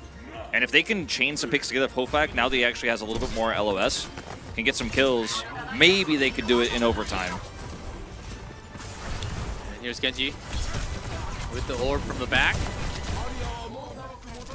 Straight line up, so there will still be Widow up. First, starting off with the Flux for Jungmin and the Matrix up from the back, getting that healing output. But 6blow, they're all scattered away. And not the greatest Flux pressure down though. Gets that headshot. What do you need Infrasight on? Incredible opportunity. Has to pop that Transcendence, but a lot of low members. And they're all not on the payload, so that Transcendence didn't really do anything for the team, and Revati's going to finish it. They're going to finish it. They have the entire team. Hofak, man, he popped off in that last fight, and then after popping his Infrasight is able to track, obviously, exactly where Sakume is going to be after his Transcendence ends, layers that damage in. We didn't see the shot from his perspective, but you could tell the angle he took there from high ground was phenomenal. And now, as 6blow, if you want to get the reverse sweep, you are going to have to push all the way to the end and do it in extra innings. And I'm going to be honest with you, G-Clef, I think that without a Widow here into Hofak's Widow on defense, 6blow are going to struggle because Dukes' Genji has had its moments, and when pressure is drawing everybody in, like we saw that last Dragon Blade was pretty good. But if he wants to try to run attack Genji here into the double long range of the Widowmaker Sojourn from Revati, I feel like it's just so risky, and I think it could work out right if they get a really nice first push, break it, have a huge time bank. That's fine. But if not, I think Revati have such a good chance of actually taking this upset win. Yeah, I do agree. Unless you get like a really good deflect from the Widow shot and get that headshot back to the Widow, I think Dukes is going to have some really bad time, because once you're defending, you have a lot more angles to go around, work with. But once you're on to push, especially on circuit, especially the first few corners, you just cannot have this extra room to go onto the back line alone. And I think if Romeo is here, maybe you could change this up a little bit, but can't sub mid-map. They're going to have to stick with this. Duke's going to be on the Genji once again. And let's see what Hofak can get done with the pop-up. No gold on this one. Yeah. Not the maximum charge on that. And Dukes has managed to strike out with some damage. That's the pressure that he wants to put onto the mid-back line. But this map just makes it very tough for him to actually go all the way. Yeah, it's discorded here, super low. Okay. The Sigma trapped inside. Can't get out. Even with the field, that's extra lifespan for him. But in the meantime, the team's gone. And that was a very awkward position there for Jungmin Hyuk. And he just wasn't able to get healed up by Epic there, really, and Immortality Field will buy him some time, as you mentioned, but it's just Dukes who ends up going in there with the rest of the squad. They burn down the tank, and they get around the corner for free. So this is a big time bank. This is what you need. I mean, they haven't guaranteed A just yet, but they're in a good position now to challenge with this Genji. You need to win this next fight. I think if you're 6-blow, good start. Exactly. That first push was supposed to take a lot more time for 6-blow, but Revati just sort of gave that up with the positioning. Here comes Sticky Q from the room. We'll begin the heal pack. All good to go. Jumping out. Can't make the same mistake again.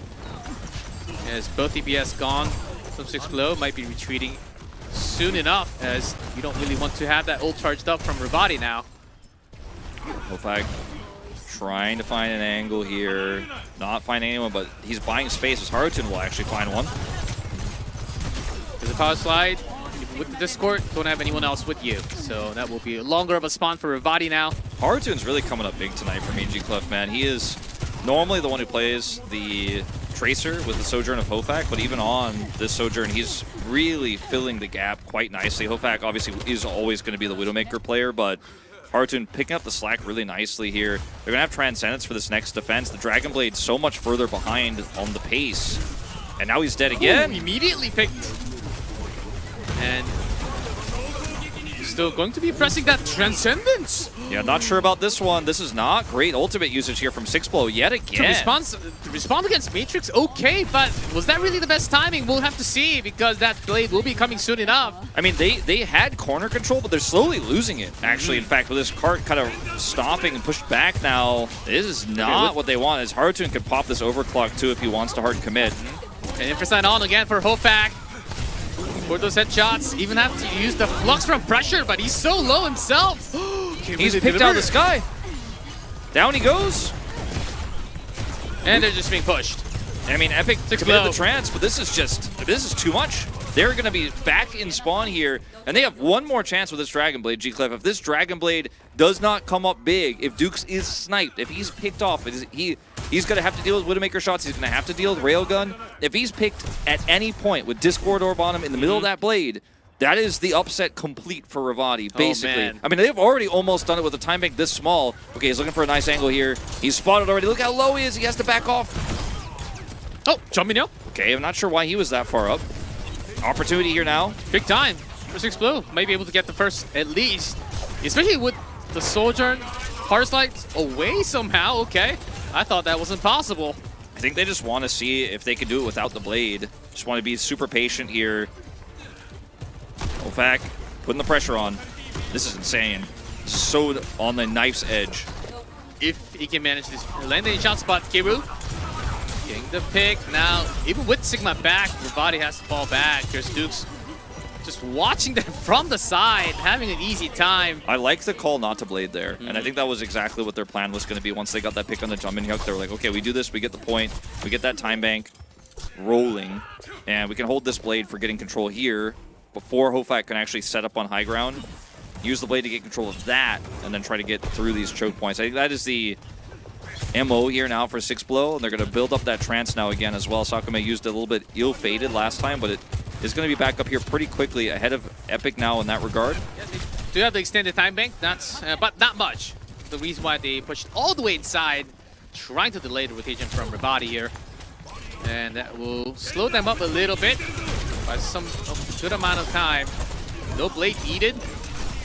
Only the Matrix to field out to keep Docs alive. But that is a member gone for both sides. The Sojourns need some time to recall. Okay, back. More damage in. Yeah, even with Infrasight, doesn't deliver any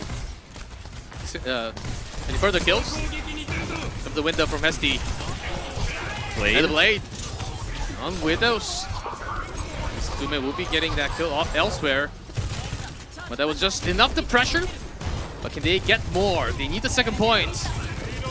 And this is just time by here for Revati, because their bread and butter with this Widowmaker Sojourn is going to be the point C defense. And this is where they want to make their last stand and win the map.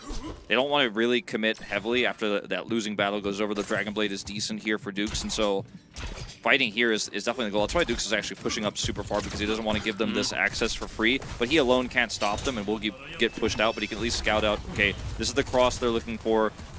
Hofak over the balcony. You also see where that Widow is. Yeah, exactly. Plus build some of his own ultimate as he is certainly far away. And that Hofak headshot onto TQQ will be the starter. They don't even need to use this overclock now. They end up getting control of this outside balcony. And that's really rough here for 6blow. Pressure going to be staggered. Sigma's very slow. And oh man, this is huge. They're going to buy so much time this way. By the time 6blow get to regroup here, they're going to be down to 130. Can he really go back and join his teammates? I mean, Hook needs to be careful about being too far up, though. This is the Flux choke point. He's looking for that opportunity. And Dukes looking for the sniper. Ooh, that was massive. No Transcendence for Revati. Oh, actually, Sakume will be getting that Transcendence. TQQ not caught in that healing. The Flux, as you mentioned, in the choke point, and Jean-Mignon gets 2 on his own. Dukes responding well, though. Here's Genji. Actually, this is such a scrappy fight.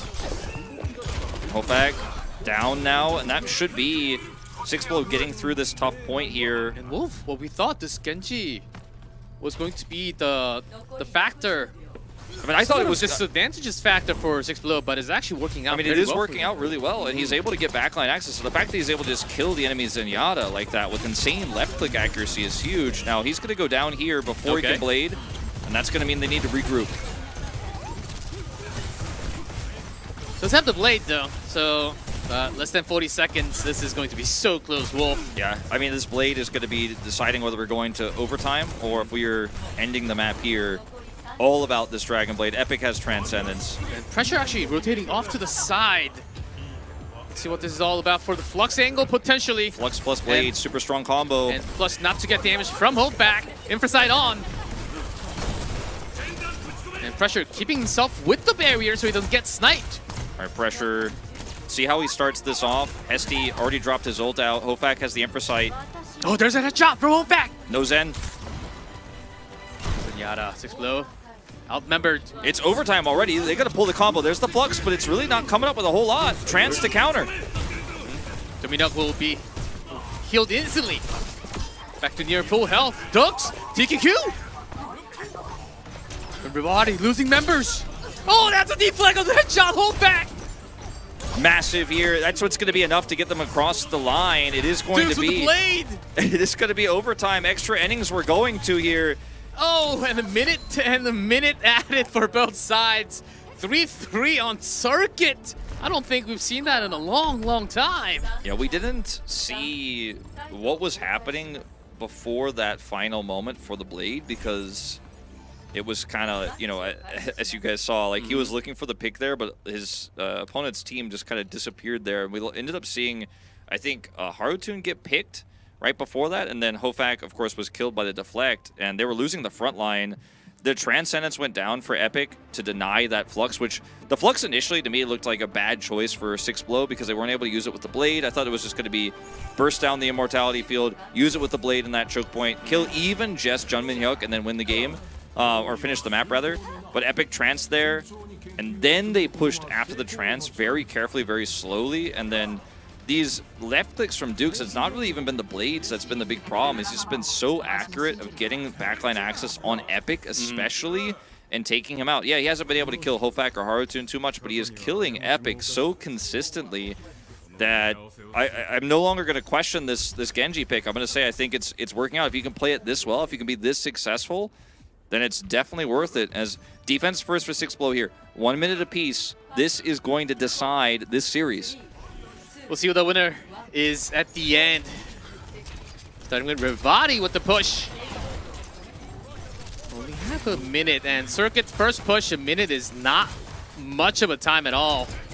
So Hofak needs that sweet headshot. Let's see if that comes through. Shield gonna be broken. Jeonmin cannot be overstepping. That's pressure. Every single meter counts because breaking this corner is so tough.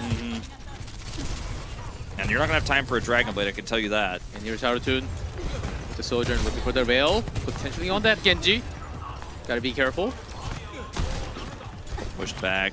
28% of that blade, but not able to really get any access. 15 seconds already. Epic. Oh, Diggy finds one. Epic gone. Revati. In trouble. Here comes Dukes. Okay, this is huge. Into that field, now everyone trapped in the room. they have and that's no one just to touch. it. Yeah, Epic can't get onto that point. 57 meters. 57, so that still could be enough to win. It absolutely still could be enough to win for Revati here, if their defense is good enough. Let's see what Six Blow can do on this attack. If they want to change anything up, because they know exactly what they're working with here in terms of distance.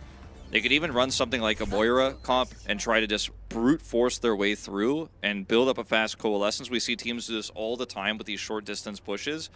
Because, you know, that Moira push in a normal map at the beginning, never going to get you to A. Never going to work long term. But can it get you to 58? Yeah, it absolutely can if you get 1 or 2 kills with that coalescence push. Let's see what they decide to run with. And also Genji did have some troubling moment at the starting point, but Dukes is just going to stay. Okay. We'll see how this. I mean, it's all going to be about it's all going to be what happens on the push. Like one push, one team fight. That is going to be one push, one team fight. Like there is no. I don't want to give any further analysis on comps or anything like that. They've made their choice. Revati also going to keep things the same. Sojourn Widow, long range defense here. Same standard corner hold. Something like a Hofak pick on a pop up.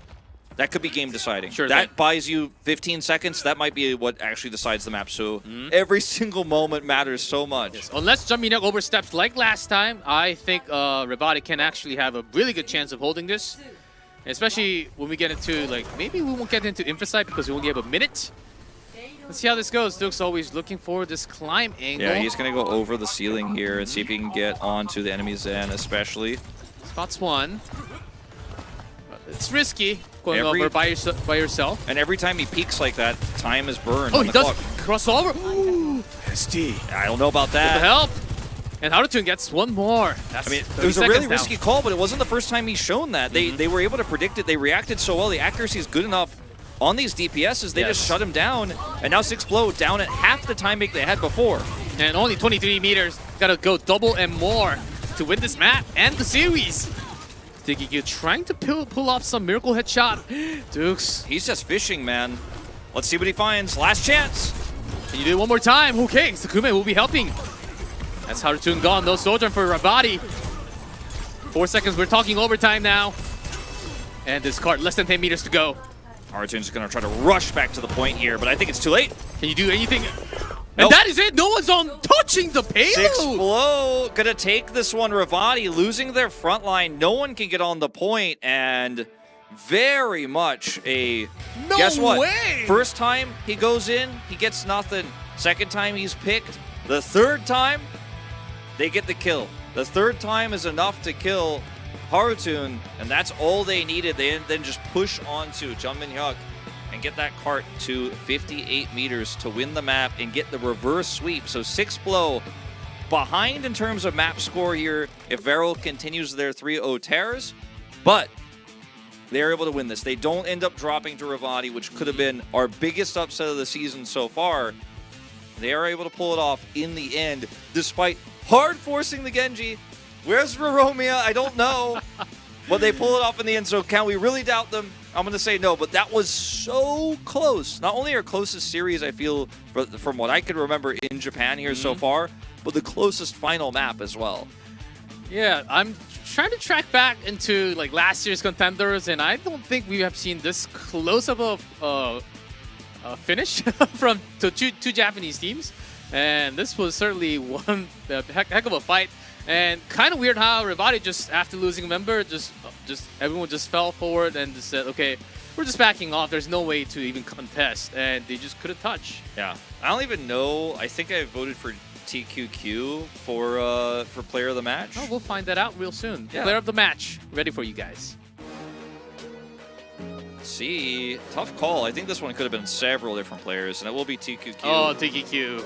I think Dukes deserves a shout for his Genji play, which was super pivotal on the last one, but TQQ on the Cassidy was series defining, right? They lived and died by how much value he was able to get into the Wrecking Ball, and I think on Colosseo, that's when I think he made his biggest mark, where I was happy to say, okay, his impact is super high. This is the winning moment here, obviously, when he catches Jumping Hook as well with the Deadeye. Really good, clean play on Cassidy, following the meta. And, I mean, 6Blow, they were super clutch today, despite an early deficit in the series, but TQQ was my man. Yep, certainly. Cassidy, always really good with that shot and the burst, but always falls with the teamwork, and that was partially with the Zarya. Pressure, I would almost argue, without the first two maps, Pressure could have been the player POTM, I think, but because of the first two, just getting out-controlled by that Wrecking Ball a lot, I think he had a step down from the POTM, but yeah, a lot of the team members I think was worth being picked. That's the first one for TQQ. Hofak has one, Pressure has three, so Pressure not picking up this time around.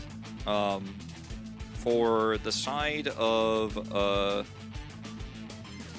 Revati, it's only Hofak who has the one win there that's on my sheet there. I was just seeing if there was any other like unusual one there, but no, just gonna be my GOAT. Woo. But yeah, we had a 5-map series.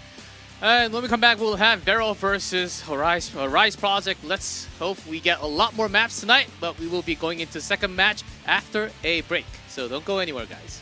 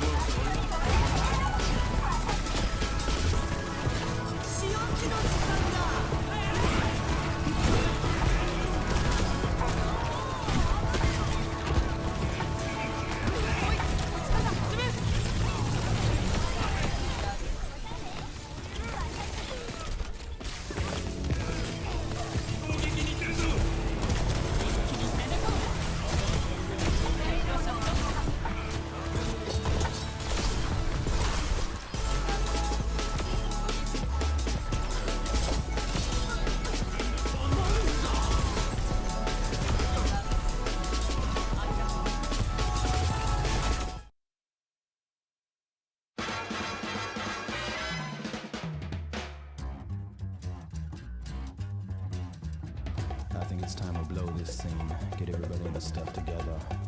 Okay, 3, 2, 1, let's jam.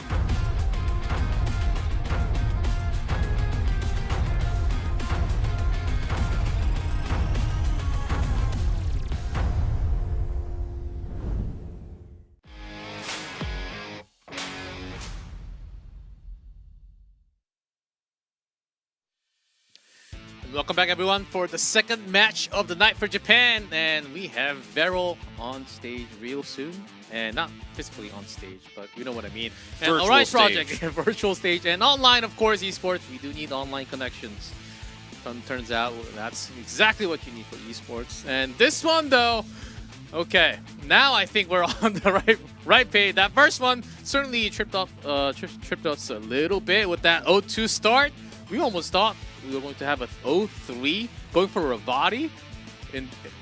What in the world? That could be the biggest upset in 2024 so far. Yeah, it could have been the biggest upset of OWCS. It would have at least been the biggest upset of OWCS Japan. It didn't happen. The 6-Blow did end up taking it in the end, but the fact that it was close was quite unique. We are going into our second series, though, Varrel versus Arise, so I told everyone I thought 6-Blow, even though Revati is a very good team, would probably 3-0 just because they're more high caliber. This time I feel way more strongly about that, so maybe I'll be way more wrong again and we'll get 5, but I just don't see it, as Varrel seems to be, right now, our best team. They only dropped a game to Insomnia, and otherwise are 8 now wins above, so they're +8 at the top of our standings. And let's see what Arise can get done today, see what these starting lineups are, as KSG will be starting over Plankton, Cloud and Mint, and then Nico and Kyuki. So what you expect, Mihawk will probably come in for funsies later. That's kind of how it goes. Yeah, if we go to Circuit Royale, then Mihawk certainly will come in for that widow. And until then, we'll be staying on that support role before he switches off to DPS. But here's Nico, Kyuki, KSG, Qloud, Mint. Supposed to be the best team from Japan for sure. It's currently at second place because they played one match less than 6-Blow. But if Varrel wins one here, and they were down a map compared to 6-Blow when we started the day today. But Yeah. if they can get a 3-0, that will place them in first place. Yeah, just to put it in good context, they're 4-0 with +9, and 6-Blow, or sorry, with +10, and Varrel can go 4-0 with a +11. So that is going to be the difference maker. That's why I mentioned earlier, even if they win, they'll probably not get to maintain first place. And of course, their opponents on the other side are, of course, Arise Project. Dan1, going to be the tank player. LT Nest, or Lieutenant Nest, as I like to call him, and Astar will be the starting supports. And then we have Y and Hardy for damage. Y has played support. He's played damage. We've seen this team play Xerafi in a bunch of different positions. XDN also played DPS. You just don't know what this team is going to do. It's different every time. Like, it even changed right before our eyes. I know. So let's just wait and see. Let's wait and see what we get before we before we're sure about who's playing what. Literally one of the biggest roster from Japan, and this could certainly prove in a meta like this where you can switch off. Depending on the map we go into, you can switch off a lot of heroes. Maybe you do need to have a lot more substitutions, but whichever fits better for you to win against your opponents. I think this is the meta where you really try a lot of those team comps if you can have this kind of a roster. And AP, I do have high hopes against them because this will be their biggest opponent, biggest challenge, because Insomnia, they did have some challenging moments against them, and it was an 0-3 result. Yeah, a little bit of a tough time. Insomnia is really good. For me right now, I put Insomnia as our third best team. That's my personal take. But let's take a look at these maps first, as Lijiang will start us off again. It's going to be Varrel's pick, and then we're going to Midtown. So changing it up a little bit from our first series, and then we will go to Esperanza, so also no Coliseo. So very much going to be different until we get to Servasa and Circuit Royale, which will be the same. So my new goal was like, all right, I wanted to get Flashpoint. We got that. I wanted to get Escort. Apparently, I got it with because it wasn't as memorable as this Escort that we had today. Now I want Dorado. That's the new thing I want. Yes, that's something that I've been calling out even yesterday. I want Dorado, I want Ilios, those two maps that we really haven't been seeing at all. Everybody not just hates from Ilios. Japan. Yeah, not just from Japan, including Pacific and Korea. I don't think we have seen an Ilios No, a I single don't think we've time. seen Ilios a single time. I think it's been banned every single series. Lijiang has been our most common, and then I'd say Nepal is probably a close second. Nepal a few times, but very few. It's been mostly Lijiang Tower. Yeah, but I think it's like Lijiang is like 85%, Nepal is like 12 to 15%, and then everyone's just like 0. Ilios is like 0. No Ilios, never gonna happen. That doesn't add up to 100%. No, I know what, because I don't know exactly. That's what I'm saying, like ish, you know. Okay, so yep. Wonder when we will get that Ilios. We'll have a lot more Diva and some more Wrecking Balls too. And certainly a map you can have some Hog being played if you go down to Ilios, the well. It was always a Hog map. Well, but we don't have Nozzle today. No, we don't have Nozzle and we don't have Ilios, so I think we're gonna be Hogless. And you know what? I'm happy about it. I'm only sad when Nozzle's not playing Hog, but that's never something that I have to be concerned about. But everybody else, I'd like them to stay off of the Roadhog. Hey, so, Roadhog keeps on getting these mini buffs in patches that not many people even realize because everyone just skips through Roadhog, but eventually there will be a day in the future. I can see it coming. When I see Roadhog in the patch notes, I press the page down key on my keyboard and move on. This first map is going to be very indicative of what we're going to see for this series. Let's see if we can see anything out of a Rise project stand up to the Titan that is Varrel right now. The only Insomnia has been able to do it, only slightly. Varrel has just been so dominant so far this season. This is our first map. Lijiang again. The second Lijiang of the day. Let's go into control. Map number 1 between Varrel and AP.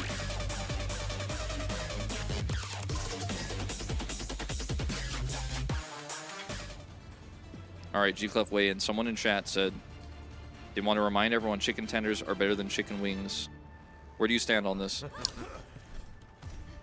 It depends on where you get the tenders from and where you get the wings from, I agree. right? I think a good wing will always be better than a good chicken tender. Yes, I do agree. But a bad wing, it can easily be beaten by a mediocre tender. All right, so it's going to be Okay. Cassidy and Orisa. It's Orisa time. We're swapping it up, changing it up here. It's not going to be like we saw earlier. And it is just going to be these rush compositions clashing here for neutral. All right, a lot more of what we have seen through the weekend from the Korean region to all the teams. And here's KSG with the push with Orisa Cloud already going down, but still, this push is happening. AP holding it well within the field, not losing any members yet, as they are still rotating inside, finally towards the control. Nico going to pick up the health and pack. one. Yeah, Dan1's down. That should be them getting back this point very quickly, despite the first cap. In the corner. Will be recalled and blinking back forward. Not the first cap, but immediately will be flipped for Varrel. All right, so Varrel lost that first control, but we're able to win the fight, which is more important. Dan1 already spinning. See if he can actually get out of this point. I don't think he will with how early he had to use that. Oh, Kyuki dropping early on. Wise Tracer. Why Tracer pretty good? Yeah, feeling invincible with that field. Now on top, Nico dropping down, and that is Varrel losing the initial fight once again. Kyuki, I think, just way overextended there. Y takes him out, and that's going to be the flip coming over. We will have both Orisa ultimates available for this fight. Yeah, really soon for Dan1 too. Yeah, he should be able to build it up. Close. Ball spawn ready. And the window, the Matrix should be up soon. I like that Y doesn't recall there. He doesn't need to. There it is. And Matrix. Keeping the Cassidy alive. Hiding behind the wall, KSG. There's a Thera Surge. 1-1 traded between the DPS. Cloud is down. It's going to be a little bit longer here. But on the point, flip has been made, and Varrel, even Mint using the sound barrier on Kyuki. With Nico, can they really turn this around? I mean, he's doing a lot of work, trying to carry super hard here. That's what Mint thought that he had enough of a power to actually make the flip. Deadeye also committed here. There's a flip.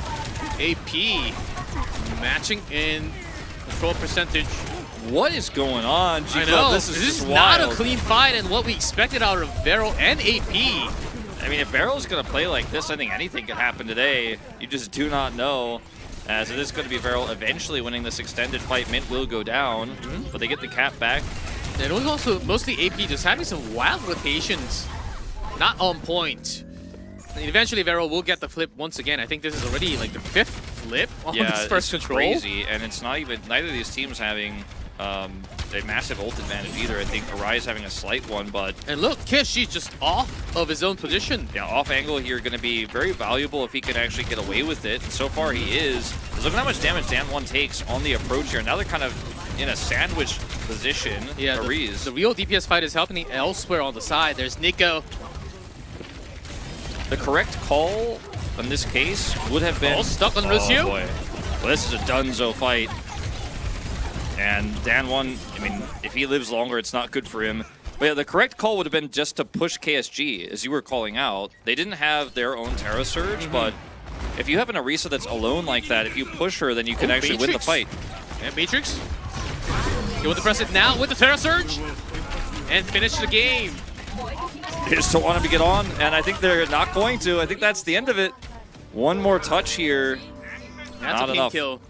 Wasn't the cleanest victory for the first half here for Varrel, but they've managed to do so. And I think it really started when Mint had that sound barrier with just 2 more DPS left. I mean, the sound barrier was definitely the break point, but I think Arise's biggest mistake was not pushing KSG. That was the fight that was so easy to take, where you get a free sandwich. And look at this position. They're forced to then, after they lose control, just hard push onto the point, because there's no way out. Like, now they're going to be tracked by KSG. They walked up too far. They didn't push on him, and the DPS did too much damage. And then, because of the timing of while they all got wiped there, it's just a Terra Surge to deny. Yeah, this is unsurprising, but a Terra Surge to deny the re-entry to the point itself. And good start for Arise, to be honest, but the finish was a little bit rocky. Very shaky. Couldn't really handle the output towards the end. Then Varrel collected themselves. But we're going to start with a kill on QLab once again. Hurry here from AP. Really making that railgun work. And KSG finally isolated. Maybe AP found the game plan of getting KSG down early on. I mean, picking Cloud first and then having that really nice spear accuracy here for Dan, just pushing them back onto the bridge. And we'll be able to buy a lot of time here and build up his Terra Surge very quickly if he can continue to just left-click his way to victory without overheating, just managing that well. Nico on the other side here, trying to find an angle, but he can't punish Dan1 just yet. He has to get so deep in. The White Room having the slower rotation here. Pushing the opponent, Orisa. And one sustaining. Okay, with the field out. That's on the cooldown from A-Star. Okay, down goes Dan1. He eventually did get on top of him and use the Immortality field to guarantee that damage, and that's going to be the flip. And they will be able to get some of these kills here and delay the respawns now as LT Nest. My Lieutenant, he's down. And that's going to mean a little bit of a later rejoin for the Lucio. We'll be able to get back very quickly with a speed boost. Nice spear, but ultimately now the tables have turned, and it's Dan1 who's going to be struggling to get in onto this Cassidy. That's the difference in the comps. PSG here pushing everyone aside. Maybe thought about having that Terra Surge on his own. Still be okay. It's crazy how much KSG is getting away with in this game. He just walk it up by himself and everyone runs away. That's Orisa with the 45. And Terra Surge from Dan1. Doing some damage, but the field keeping everyone alive.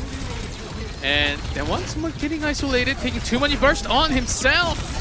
Not enough healing from the back, and that will just be the push to basically get the 3 out from the room. Yeah, and I mean, trying to contest here, why it's a nice attempt. He will be able to get some kills here, but they'll be able to rejoin very easily. Mint can just go taxi them back over. And Terra Surge advantage means Dan1 is just going to swap over because he knows he's never going to be able to match that build. They will have their own sound barrier too, but the fact that Varrel was able to win this without really utilizing anything there is the biggest problem here for Arise now. Oh, was that Kyuki in the corner? Tracer, might be coming from the back. There's a pulse bomb. Terra Surge. Not getting anyone, but the right beat, perfect beat, but still not enough. The damage just breaks through that warrior. Kyuki finds a kill onto the opponent, Tracer Y. And they will continue their push. PSG still, this time, but still falling very low with the overclock from HRY. Power slides in for more. Field is gone finally, but Cassidy, Nico doing some work before he goes down. Vince looking for maybe an environmental angle here. Oh, Kyuki back on the field. That's 2. He's buying so much time, and now Kyuki is just going to kill the whole team? And the whole behind team? the barrier, Looking for that. Oh, Mint. Be stealing that kill away. Okay, that's not okay. And that's not okay, Varrel. G-Clef. That's not okay that the Lucio just like hangs around, comes through the window, and then the Tracer kills everyone by herself. Kyuki just comes in, nobody focuses her down. And the reason why they got the control of that fight, they didn't get the point cap in the first place, was because finally they actually did focus down the Orisa. KSG was just like, I'm going to Terra Surge into 5 people, and my teammate's not going to back me up, and it's going to be okay again. Not this time. They did focus him down, but the damage was done, and the Kyuki kill 3-4 mate almost got 5 people. Yeah, Their no one angle was kind of guarding problematic. Kyuki from the back. It was the Tracer, even with that pulse bump, didn't land, didn't stick on anyone, but still was just unguarded. The back Too line, much chaos. way too much. And it does seem like both teams are targeting on Orisa, which I do like. We were seeing a lot from Korea yesterday. Even if you try to focus on Orisa, it's just wasted damage sometimes, because in the meantime, you can actually do so much more towards the back line or the opponent DPS with the same amount of damage. And I think that's why, you know, they didn't want to focus KSG, because he was coming into these weird flank angles, and while he was often alone or just with one support, and maybe he was going to get healed up too quickly for them to burst him fast enough is what they thought. The fact that they just ignored him meant that he was able to then push onto the back line, and then they could either kill the enemy DPS line with that extra damage from him, or the Orisa just got burst down because she's getting hit from 2 sides.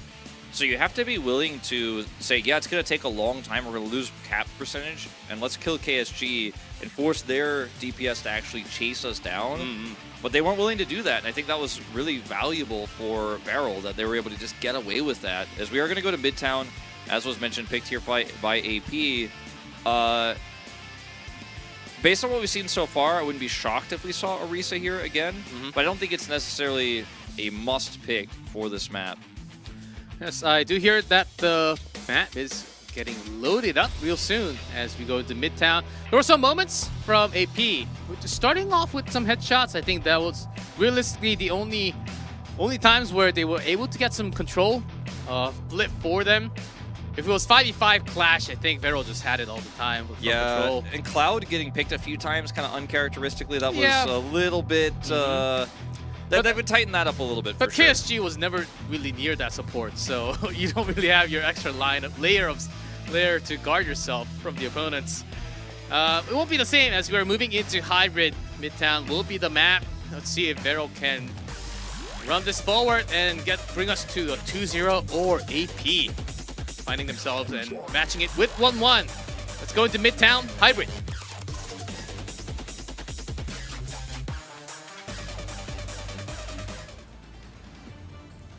You know, G-Clef, back in my day, when it was Orisa versus Orisa, it was the worst thing ever. It was worse than GOATS for most people. It was worse than May. It was just put down a shield, and then they put down a shield, and then 2 Orisas shoot at shields. Yeah. And then occasionally, somebody gets pulled up over the shield, and you're like, get him, he's over the shield! And that's when we had Orisa Hog, where you would just pull people out of the halt. Those were not the good days, G-Clef. These days with the soldier and lots of Hanzos? Yeah, it was. I didn't like it. I didn't like that meta. But we're not in that meta. We're in a meta that we don't fully have standardized just yet. It is going to be swaps here on the attack, which you can afford. As the attacking team, they're going to go for this poke Ashe comp. Q-Lab just goes back from Lightweaver. Just want to pull one of the DPS in. So a lot more. We're starting with this headshot again. Kuki getting shut down, and Arise pushing through now, trying to break this shield. And it's going to be, you have to wait now for a reset as Varrel. Yeah, let's see where they rotate into. AP certainly having somewhat more control from the train cart. Varrel just coming straight in, not really, sending a few members off of the side. Decent dynamite. Side valley. Okay, the field keeping it alive. AP. So has to be careful, some low members there. Falling back to safety. He's just breaking shields here, and he's still very safe. And Varrel all down low at half health. This means Mint is 20% ahead on this sound barrier because he's done way more healing. So that could be relevant here, but they're now actually past this choke point. Yeah, but somewhat isolated, you can say. Okay, AP, but losing Tracer will be big. That was the moment that they wanted to press on the back line. Lieutenant will also be dropping, and looking like Varrel will be going into that first point soon. That was so well played by them. They played it so patiently, so slowly, and then eventually overwhelmed the split Arise project because Hari is on a side angle, so it's really difficult for him to actually continue to do damage when the rest of his team is getting sandwiched and smushed in that room there. And they had a pretty nice defense, right? They bought a ton of time, but they were super forward. And Varrel realized really quickly how they could do this. And I think they were planning on doing it with a sound barrier push, but they actually were able to do it before then and catch those, you know, split up members. Arise now facing a 4:30 time bank. And Varrel didn't really have to use any ultimate to get the full first cap, as they will be pushing the payloads. Okay, again. Wise Tracer. Some big moments from the DPS lineup from the Rise project. But here is Kyuki from the back, looking for the pulse bomb. Only getting the field. Along with that, we're catching another Tracer. Howdy's not going to have anyone to hit here, and then once that expires, Varrel going to continue the push. Yeah, early Matrix, just by time. Let's see if that was all worth it, as they will be looking into some more high ground control. He recalls back NiKo with the Bob. Beat on both sides. Then one struggling to survive. After the field, he goes down against the Bob. And NiKo is having a fun moment on Ash. Really gets picked up by Y. Kyuki goes deep there. Mint's on fire right now, securing these kills. He and Kyuki together have done so much work. Remember the end of that first map where Mint bought time, Kyuki got 3 kills there. Ends up getting the 4th on the secure. They're working so well, and every time Kyuki gets someone super low, then recalls, Mint's like, well, I'll get the last 20% of his health bar, you just trust me. And they're getting it done, weirdly enough, as a duo oftentimes in these dives, just like the old days. Reminds me of Lunatic High. Yep, PSG looking for those seed angles where you can bounce off. And we'll be breaking the barrier soon enough, as Arise project trying to take this control back onto high ground control. But Varrel's not going to let that go easy.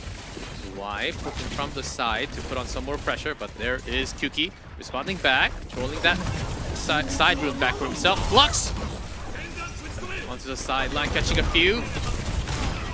Enough to bring down Dan1. Along with the field gone, a lot of low members in the room. Yeah, it looked like it might have been a low-value Flux, as they were going to stop anyone from coming over here to contest. I mean, it's an attempt here from Y. Down he goes.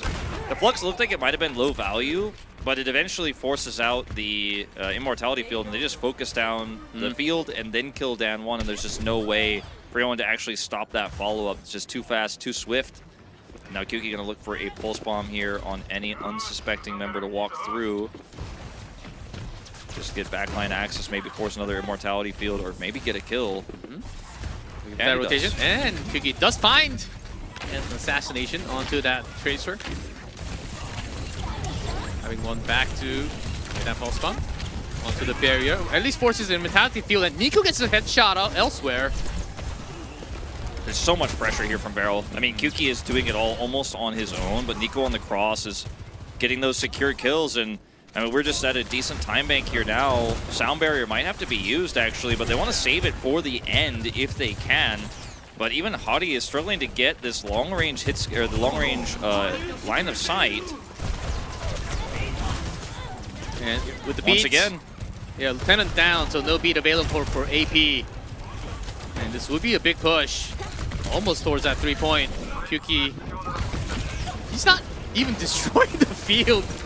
Just wants to get all the HP down, making sure that NiKo can actually finish. Here's a beat back from Lieutenant, back from the spawn. And the Flux to respawn really good right after the barrier. The timing is excellent coming out from KSG. The field from Q Loud keeping everyone alive from Varrel, and that just might be it for that 3-point. 2:21, the time bank here for Varrel as they finish the map. As Kyuki, I mean, it's not the first time we've seen this guy just absolutely roll a team where tracking everything he's doing high impact is so hard to even do for our observers because they're trying to show the story of the map elsewhere and what else NiKo is doing, the Flux and stuff like that. But Kyuki is just in the backline murdering everyone. And his biggest presence is often in the kill feed because he's just the one getting the last kills. His tracking has been fantastic.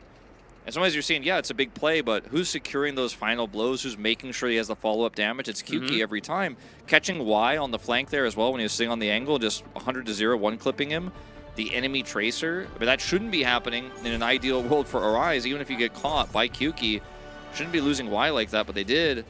See what he wants to swap to here on their own attack, because they're going to have a massive time make they have to match now. As KSG going to the Orisa, I want to see Arise punish this. I want to see Arise punish the KSG overextensions, the really deep angles he was looking for. And yes, it's tough with Halt and all that Orisa armor. She has so much armor. It's so difficult to kill her. And the the Fortify is, I think I said Halt, but yeah, the Fortify is going to be what makes you difficult to CC and blow up in that way. But if you focus together and you make the call on the flanking Orisa, I think you absolutely can pull it off. And once again, he's just going to be doing KSG things. He's like, well, I'll be over here. They won't punish me. AP starting with Widow. Harry looking for potential picks. No luck in the first two. We'll be sticking with that Widow after. Okay, with the hook. Goes over. Not enough coming angle. up with anything right now. As Varrel, they're just staying off to the side. Here comes the push. PSG goes in. And that's isolation created by the rotation of AP. They didn't really have full 5 members going together. But that's mint down on the back for Varrel. Nico gets a head on to Widow. He does fall that Tracer duel. Going back and forth. It's a really scrappy fight. Let's see if Nico can find anyone else here. Could slow down this potential cap as the resets are coming through from Arise. Y is down. The headshot plus Q Loud catching the kill. Good kill catch there. And then one. Ooh, does have just enough to get back with the team. Yeah, they're not gaining that much ground here, to be honest. They're not able to get to the point. Just sniped on the back. No protection coming out from the teammates at all. KSG is crushing Dan 1 in this one. Just doesn't have the same damage output on Sigma, doesn't have the same range. Cannot impact the entire fight like KSG can, who can push through the shield, buy space. Fortify value is huge. Okay, looking for that pulse. Doesn't drop the pulse. So close to it. Maybe he pressed it, but it was built at the same time. But after the recall, again, not enough angle. And Varrel realizing that there's a Widow. He's hiding at the safe corners. Yeah, they're just going to drop down, and once again, KSG is going to push into this room. And Mint, ooh, that's a pulse bomb. Wanted to get more out of that, not just the field. Oh, Widow finally getting a kill onto Nico. With the sound barrier, this might be the opportunity for AP. KSG is super low, but not going down. Responding well enough. There's still that Widow with the infrasight on now. And Q Loud being pushed. That barrier keeping everyone alive. Then one goes down, but here comes the first Nico tick. coming for the Sombra contest. It will certainly come for the contest. Yeah, Mint's going to come in here with speed boost as well, get the rest of the team here. Surprise! Yeah, Doomfist, Sombra Tracer, and Varrel. It's a scary comp that we all know from. Well, it's not a good composition on its own right, but it's the one they needed to come over and contest with, and it's the only one that can get over fast enough. And they surprise Arise Project here. It's only one tick that goes over. Oh, Cassidy sandwiched between the Tracer and Sombra together. Melts like an ice cream. Oh, and the Flux committed as well. Arise need to actually communicate with each other now and say, hey, let's regroup. Let's go for one final push with one strong composition here. You still have a minute. You still have a chance here. But they are now just getting completely bamboozled by Varrel, who again just picked this comp to stall, but now we're just going to hold on to it. If they build an EMP, that's lights out, because Lieutenant Nest is not going to be able to match that. As once again, Nico just hanging into this back line. They're going to try to lock down Cassidy. Double DPS going to collapse onto him. No EMP yet, as Matrix early up for a star. But everyone hiding behind, just realizing, okay, you guys got one tick, but you only have 20 seconds. With the pulse bomb. Immortality field down already. Yes, you're ready with the punch. Here comes the slam onto the back line. Astar goes down immediately. That's one less member for AP. And Trace back with Kyuki down. Sound barrier does land. Keeping that one alive with basically no HP. Nico's EMP at the ready. Soundbearer is out too early, and no one's on the point. Oh, EMP comes in here as they get the kill. And that is going to be a 2-0 here for Varrel. And the contest with the speed boost in, they had Mint taxi everybody back over. The Sombra came in first. Doomfist comes through, and the DPS line is pushed so far up for Arise that you have to think that they thought they were just going to give up the point and not contest because of the timing of the contest there. Or they were just expecting it's going to be the same composition. Let's see how much chunk damage we can put into this Orisa with the long-range hit scan coming through, and then push onto them and win the fight there. But Doomfist shows up, there's no one to peel, and then suddenly it's insta-kill there. Sombra gets into the back line. Kyuki is able to then control that first fight, and then Sombra's already building faster EMP than the sound barrier is going to allow. Excuse me. Yeah, I think that calls for a break now, AP. I think they need a moment of relief after that devastating 2-0 and a 3-0. We'll take a short break, and let's see if AP can gather themselves and come back against a very strong opponent, Varrel.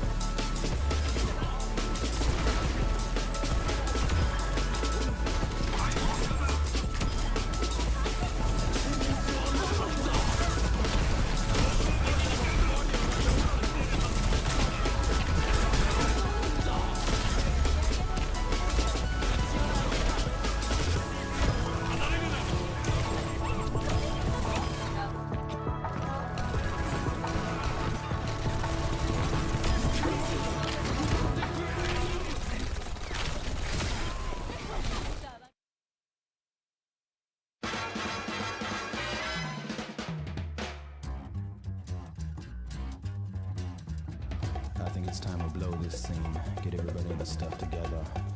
Okay, 3, 2, 1, let's jam.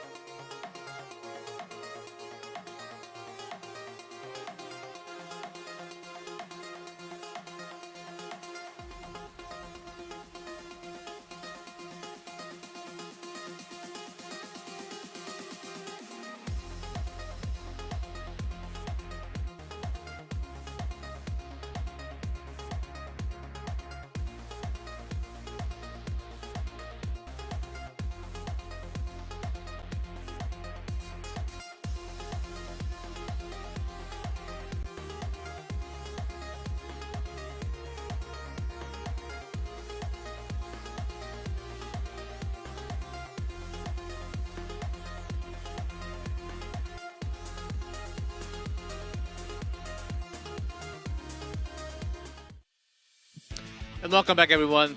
We are in a series, and currently, Varrel just speedrunning this. So we're now 2-0 AP. What's it gonna take for them to come back here? It is push, and Esperanza, maybe you need to change the team comps first. We will see. It has been the DPS line of Varrel that's been crushing AP here. It's Kyuki popping off in a big way. KSG winning the tank battles, doing a lot more with this Orisa to give his DPS more space, and the Mint is also following up really well. Just a team difference right now. I think compositionally there were some issues for sure, but that wasn't as big as the issue of how well these two teams stack up in terms of coordination. Esperanza, I think definitely an easier map to play out well if you're the worst team. Like, you still have opportunities, whereas, you know, Colosseo I feel like is like kind of doomed. You don't really have a good chance. But Esperanza, there's a world where, you know, I could see a good first two fights here. First one fight even, as we've seen a few picks when Varrel overextend on these first fights and, like, you know, Cloud dies or, you know, Kyuki overextends and dies. Maybe you get that first cart rolling and that's some momentum. I'm really reaching here, but it could happen, G-Clef. Yes, as certainly Varrel is really outclassing them, especially from the DPS lineup. They're really showing off their power and what they can do on these heroes individually and also with some teamwork. And I'll say it, I think we might just see some more Sombras coming out from Varrel, as there might not be a good answer from AP to handle, as we have seen a little bit from Midtown. But I do hear that the game is ready to go for Esperanza. Dubstep button! There we go. Perfect timing, Wolf. You've got it. Here comes Varrel versus Rise Project, map number 3.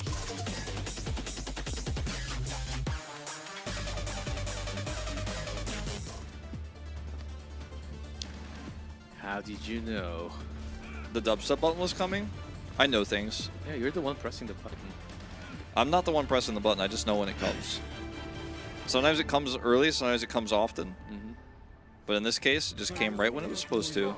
All right, Cassidy versus Cassidy. Okay. It's going to be Orisa versus Sigma. No Zarya here. It's just immortality fields flying everywhere. And Hadi, honestly, has been pretty clean. I'd say even at times better than Nico at what he's been able to accomplish on this Cassidy so far. But Kart here now under contest. Faster approach for Varrel. And one, Sigma, not really the best place for Sigma, as he can be out-rotated. Field already gone from Astar. Gotta be careful, as Nico is always contesting next to them. KSG's Orisa right next to the robot. He's actually doing a lot more damage to the robot itself.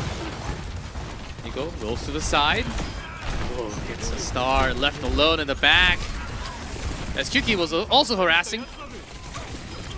Okay. And that's 3 kills already. I'm sold on Orisa. You know, I watched it in Contenders Korea, but when you watch a game versus when you actually cast it, you get to see things a little bit differently. You're way more focused when you're casting. KSG just walks forward towards them, as that's illegal. Yeah, that is illegal. No javelins anymore. Javelin power. But like, Nico and Kyuki got the push to the side because KSG had that really amazing forward position, and then Arise actually did decide to focus down the Orisa this time, but they didn't have any other control elsewhere. It wasn't a flank. And it's free damage for the DPS. They crush it. I spotted Kyuki off to the stairs. Yep, there we go. There's a kill. He's always back there killing somebody. Oh! Just throws a pulse bomb. See if it lands on anyone. And the Terra Surge, and the stacks, and everyone. It's just, it is. It's a massacre. It's a massacre. Right there. It's a massacre. Look at the early first point, 8 minutes. Kyuki tosses in the pulse. Immortality field not going to be good enough. And then the rollback there from Hadi right into the pulse, and then the Terra Surge. No one's going anywhere. Yeah, the Terra Surge just to guarantee. I mean, they were gonna get it no matter what, but it's almost like he's like, nah, I'm gonna speedrun this. Don't worry, I'll get another one quick. Up early. Nico. Varrel. Varrel just said no. This is not a series. Yes. This is not competitive. This is not a. There will not be gameplay for 2 teams in this series. It will be gameplay for 1 team, and it's us. Sorry, Arise Project, but Sound Barrier is going to be ready here for Lieutenant Nest. Mm-hmm. But there's not much to Sound Barrier except the damage. Look at this run. I mean, they could do this in 5 minutes plus if they win this next team fight. Like, it could be a 6 minute. A few ultimates available for AP, though. It could be the biggest tool. Pulse bomb, not really finding the right target. They missed that off the screen. They get to keep this high ground, too, which is pretty massive for Finds Hottie. Nico. So that will be a turn back with that Matrix up from a star. Pushing the robot back. Sound Barrier with the 4. Varrel still wants to push this. I don't know if they should. Already got one on Q Loud, one less member, and that is mid gone. Just QQ and KSG, I believe. On the run. Could Javelin's actually going to get him out?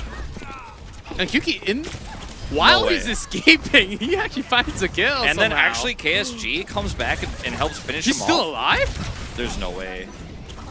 And why has to be called back against Orisa, who's never going to fall? And now the supports, just before the supports come for the help.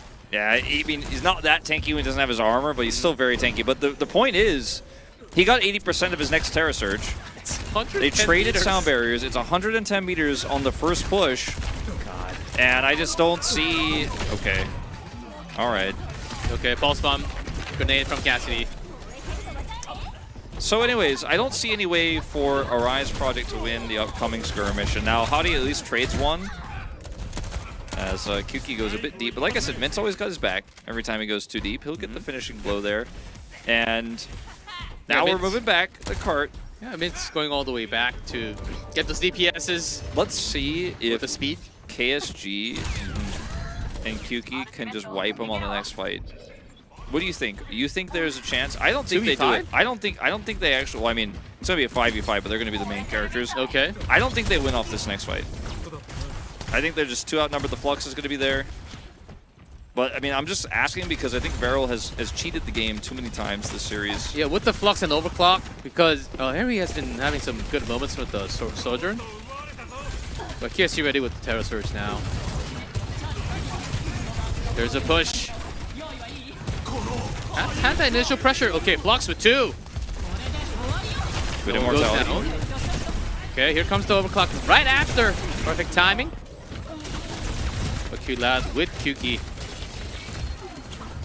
It's about the same job. Okay, Y is down. Oh, the immortality gonna focus on the Terra Surge. KSG. Yeah, they did do it. I told you. I told you, Cliff. I was like, look, I don't think they can do it. There's just no way. But they did. And, Yeah, well, the damage still goes in. the cart was pushed back quite a bit, but I think they're still going to contest to end here. The Amp Matrix, if it leads to an elimination, they probably finish off this. Yeah, Matrix up. Right next to KSG. Just to keep everything, and I think we hear that sound real soon enough. That's a kill onto a star. No Matrix available for AP as KSG is just steamrolling They can't even this. get on the cart. No one's stopping him. Dying in the spawn. It's just Dan 1 and Lieutenant getting those sound barriers. And through the barrier, that is not enough defense. GG. GG, Clef, GG. I don't know what else GG to Clay. say. Well, they're coming back. Tracer and Widow? Out of all heroes? Nope, I don't see a Widow. She I was don't see there. a Widow. Sound barrier from Mint, just to keep everyone alive. I don't and see a still Tracer. 5 men. And that's a robot going to have the final push. Varrel wins 3-0. Very dominant, very straightforward 3-0 win here for Varrel. This is the kind of domination we expected from this team. There were some shaky moments on control on Lijiang, but other than that, it was better DPS line, better tank line, better coordination, and Varrel just crushed this final push. And I think the two leaders for player of the match are going to be QK and KSG because they're the main characters. Nico got some stuff done as well. Props to him, and also props to Mint, who had a very good game. But I voted for KSG. I thought his Orisa play was series defining. QK followed up on a lot of his zoning, his QK pushing. From me. Who's going to be right, G-Clef? We'll see. I think it depends on the Japanese casters, who they thought. Wait, It's going to be QK. I think they're going to vote for It QK. depends. I think Yuki had way too many sneaky angles, and the snipe kills were just pretty good. For me, like, Kuki ruled Midtown. Like, that was definitely the Kuki map. He just did it basically on his own. The other two, he made a huge impact as well, but I thought KSG was more impactful, especially because he wasn't dealt with very well there by Arise Gaming. Or Arise Project, rather, excuse me. Yeah, AP. AP. You're calling him AP, that's smart, but I didn't learn that Yeah, technique advanced early placements, enough. so I'm pretty used to it since high school. So that's AP. Well, they are dropping down now to 2-2 after this loss, so the placement not quite advanced in our standings enough to feel good about their seeding going into playoffs. Yeah, but not this one. But this still, is a tough matchup. This one that is very difficult to win. I mean, no one has beaten Varrel yet this season. No one yet, and maybe no one will throughout the regular season. As some teams, Insomnia got one map off of them, maybe. I believe the player of the match is ready. Let's hit that see. button. Who's it going to be?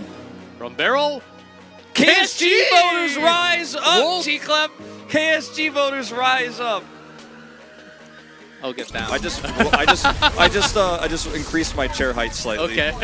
That's how I'm gonna rise up, by being a KSG voter. Look at how well he corrals them. Like, these flanks, he's not punished on. He just walks over here, gets Terra Surge. He's like, okay, Immortality fields out, whatever. By the way, he uses it on the next one and kills everybody. This one again on the Sigma. This was QQ map for me, but you know, he had a pretty good game here. The Flux here to break the hold that they had on B. That was also to, I think, zone out anyone coming out from that small room. Yeah, exactly. And then he did And also have Doomfist. that Doomfist emergency swap there as well to defend A. And this Orisa, I think he only died like 2 times in total on the push. Let's go. In his javelins as well, like this one. Yikes! This Terra Surge.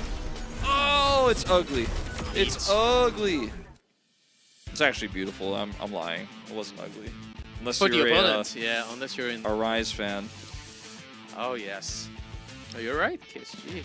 That one DOTM votes. It's okay. Me and the Japanese casters were lined up. I gotta follow a little more. Nozzle It's, would vote it's for only my KSG. second Japanese team casting here after the very first day, so I gotta catch up, man. Nozzle would have voted for KSG. Probably because he's a tank player, but That too. Gotta check out his tutor after cast. yeah, let's see if he votes. Varrel looking like they might go undefeated this season. They don't face off against 6blow until the second last series of the season, and then they have Pandia as their last game, so there is some tough opponents for them yet to be played. After they beat Arise Project, they hit Nyam and then Revati, so those seem like pretty feasible wins. It gets tougher at the end, but if they beat 6blow, then that pretty much for me, without losing anything in between, that's probably the last hurdle for them. They might have a perfect season. And 6blow, they do have some time to gather up because the previous series that we just had does worry me when we... right now, if we're having a Varrel versus 6blow right after this match, I will say Varrel is just going to just outroute them 3-0. I would certainly just say that out loud, but certainly they will have some time, at least a week plus of time for 6blow to actually gather themselves. I don't actually know what really happened in that first match, but that was a bit of a wonky one for sure. But Varrel still runs a near perfect show in now, Japan.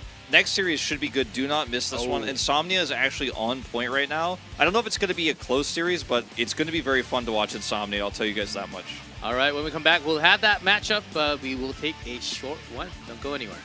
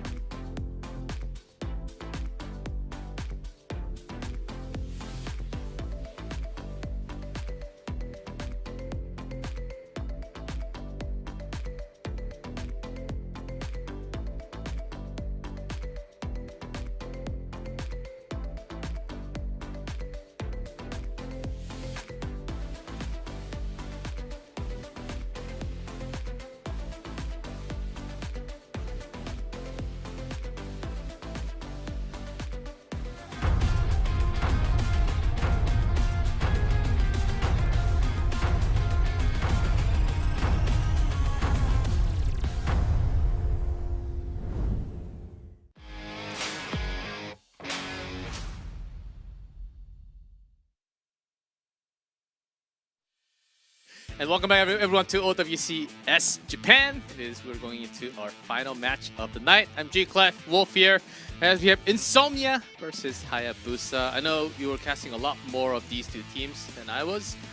And this one, it does seem like another somewhat one-sided game, but not as much, I would say, compared to what we just had from Varrel.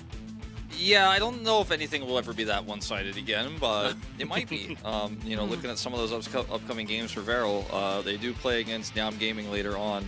That's their next matchup, actually. But let's not talk about that. Let's talk about this series forthcoming, where Insomnia showed some really cool gameplay up against Varrel. Their compositions are pretty standard. They like to play a lot of Junker Queen, though.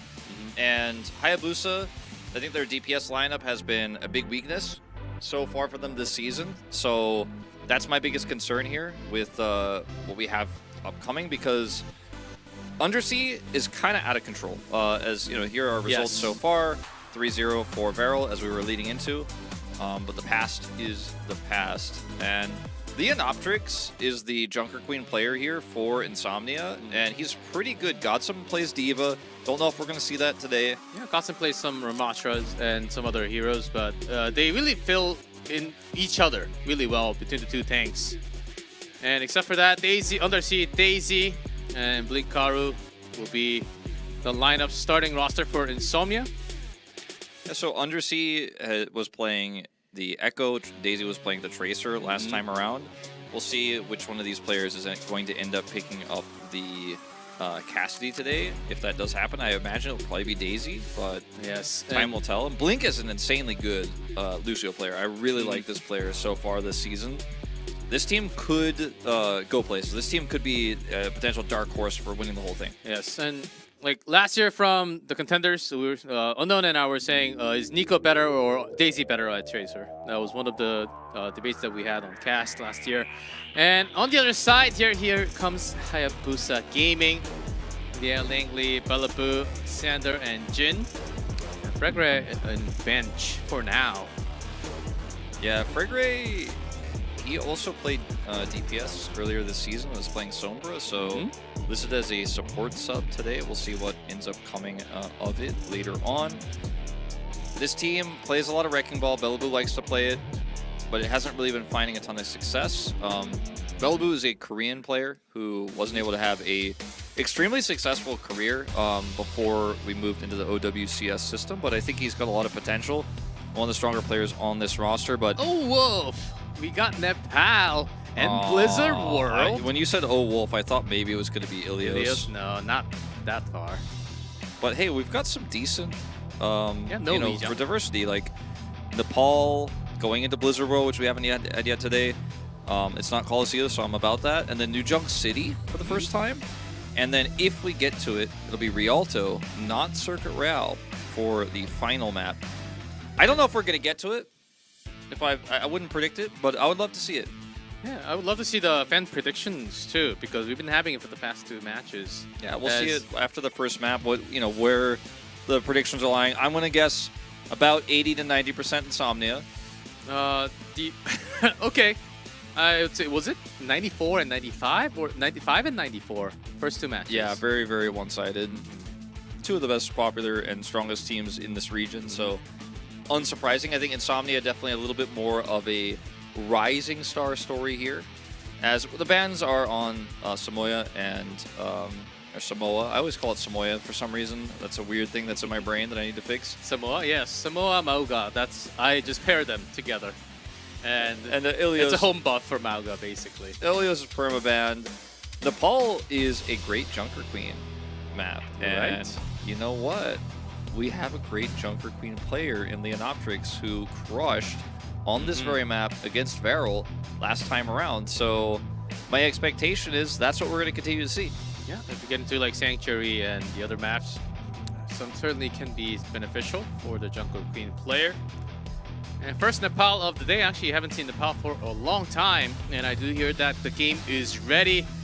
This will be the first control map between Insomnia and Hayabusa. Let's get into Nepal.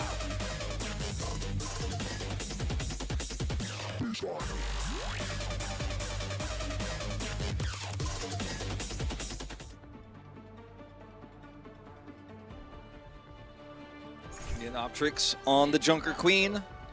Unsurprising.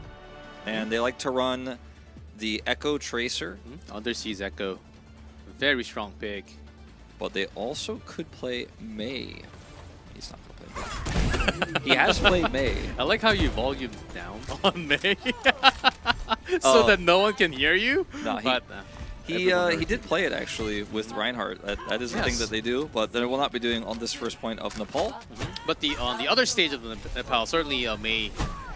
Certainly there can be some Mei potentials. Now this is Bellaboo running the Orisa here with the Cassidy, so not a lot of protection for Cassidy. And his accuracy against these DPSs is going to be his lifeline. And some pokes from Neonoptrix. Goes back and forth. Hayabusa placing themselves near the big pack on the side. And it's supposed to be Bellaboo's job to actually hold it on the front line, but falling behind after all that output from Insomnia. Not enough damage. It is just not matching. So Villia's peel in this comp is an immortality field, which can be focused down very quickly, even by Leonoptrix, who can hit it from really far away. And his headshots. That's actually his peel. He has to kill Undersea and or Daisy with insane accuracy, because that's the only thing that's going to bail him out here. The Orisa isn't alone going to be able to mitigate anything for him, unless she's hard pushing and getting onto the point, which she did not. As you can see here, it's tough going. And both DPS on top, as I was struggling to come out again. It is just Orisa near that small pillar. You can take some shots, but you can't take it forever on your own. That was a great save by Alexander. But right after that, a double pulse from Daisy. He was above the sea on this one, G-Cliff, under sea. Daisy also putting a massive amount of damage down there with that pulse bomb. Undersea is going to become Orisa for some reason. He doesn't even need this. Probably shouldn't have done that. But anyway, the problem with that for Hayabusa is if they walk out to try to turn back and shoot Undersea, they're exposed.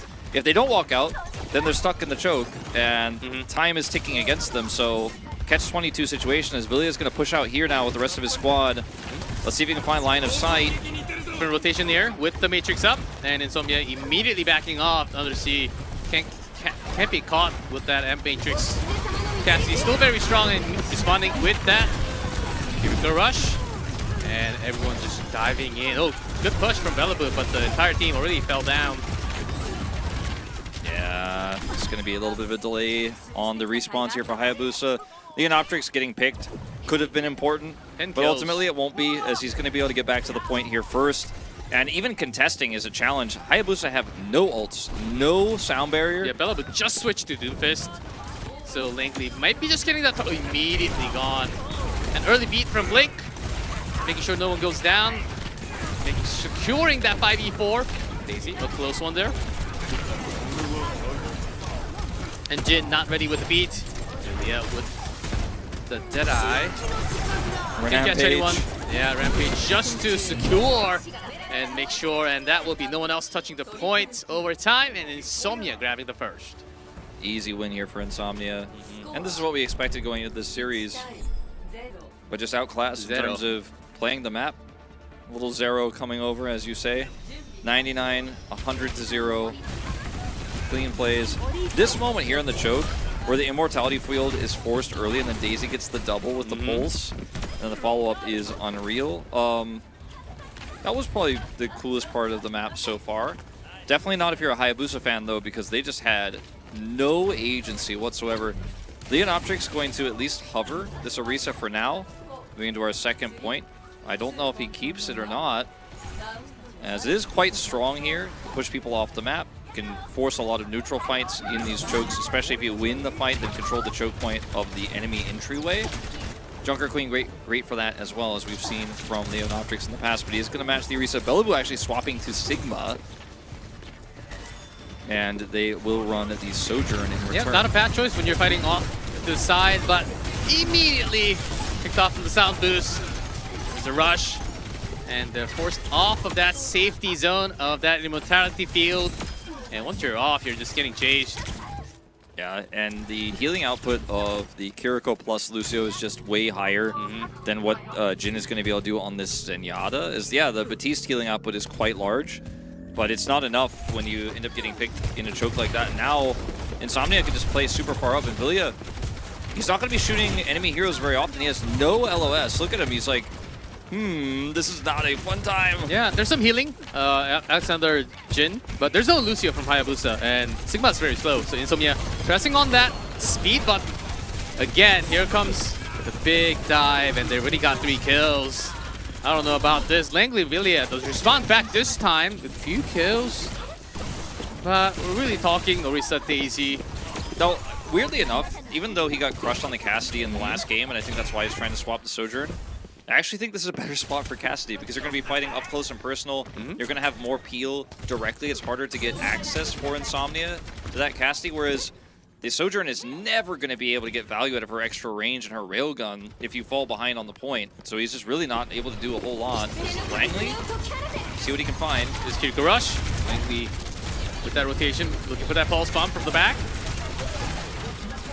Haru with the rush. Everyone's there's pulse bomb stuck, but still, it is Orisa. Langley dropped his pulse and then died. I don't know what if he actually hit, if anything. I don't think he was able to stick on anybody, didn't hit any AoE damage, just a whiff.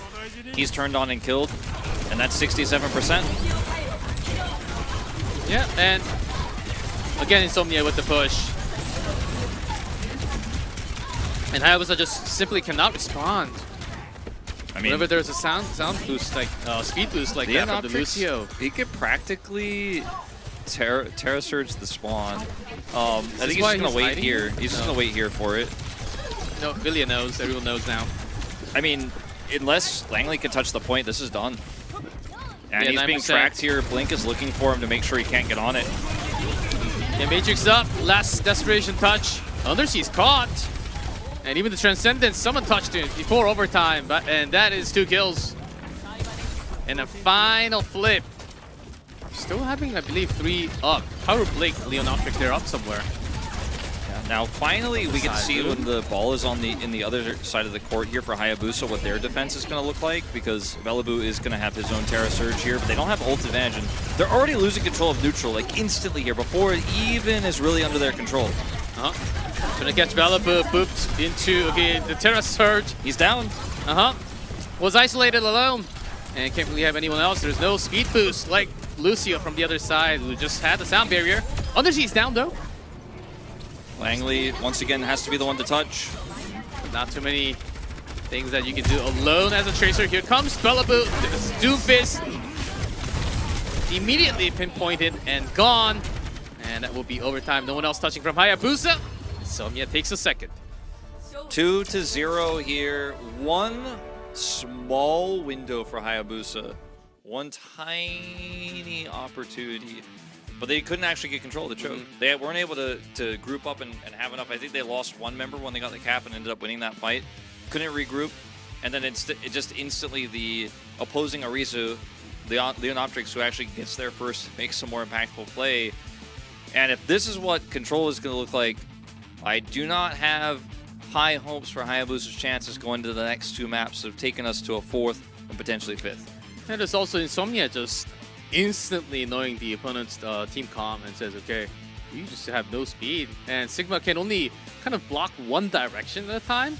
And if you can rotate and just go through the barrier and attack the opponent, there was just not much that Hayabusa could handle from. I think the Sigma was an issue, but I also think the Sojourn was also an issue. Like, you can't really do much with that unless you have control. And if you lose control, you need to swap, because you're not gonna. Sojourn's never going to give you back that level of control, because you're going to be looking at an enemy Orisa in a doorway, and you can't see anyone else. You can't shoot anyone else. If you're shooting the Orisa, she's going to back off, get healing, and then you're not gaining any ground. She's actually getting tons of value, buying time, and so I think in terms of composition, we had a lot of issues there on that second round. The first round, it is what it is. They got outclassed there. The DPS were able to get on top of the roof, and we did see the big Daisy moment there, the triple kill with the double pulse bomb.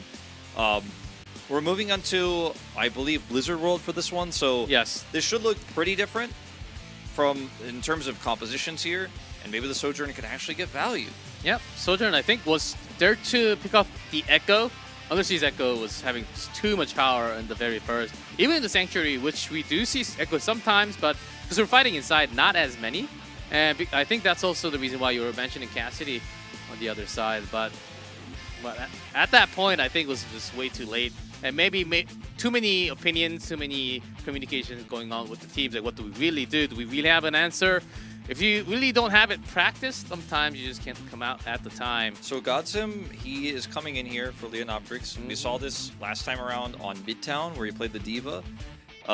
This time, I'm guessing we are either going to see that or we're going to see the Winston.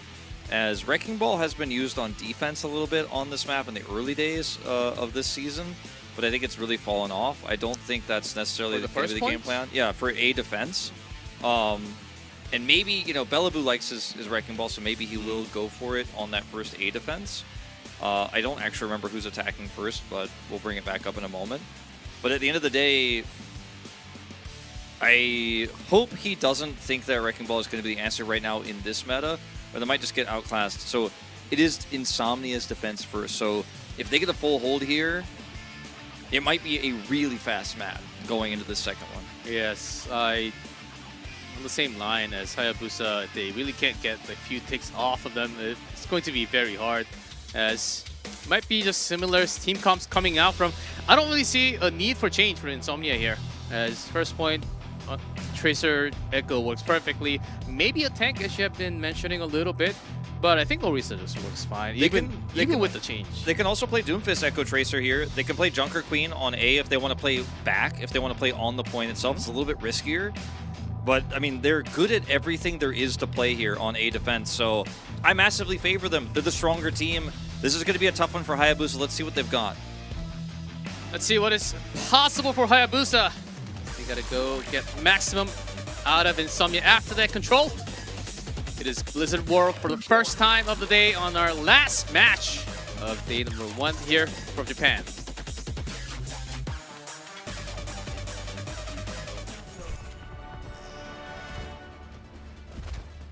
Bellaboo teasing the Reinhardt. I don't think that will come through. Ooh, as it looks like for Insomnia, it's going to be just what we saw in our first series, actually, from Revati, where you have long-range defensive supports. The Zenyatta and the Baptiste are going to be able to add Crossfire. Then you have the Burn, the Dynamite from the Ashe, who can operate low ground, high ground very well.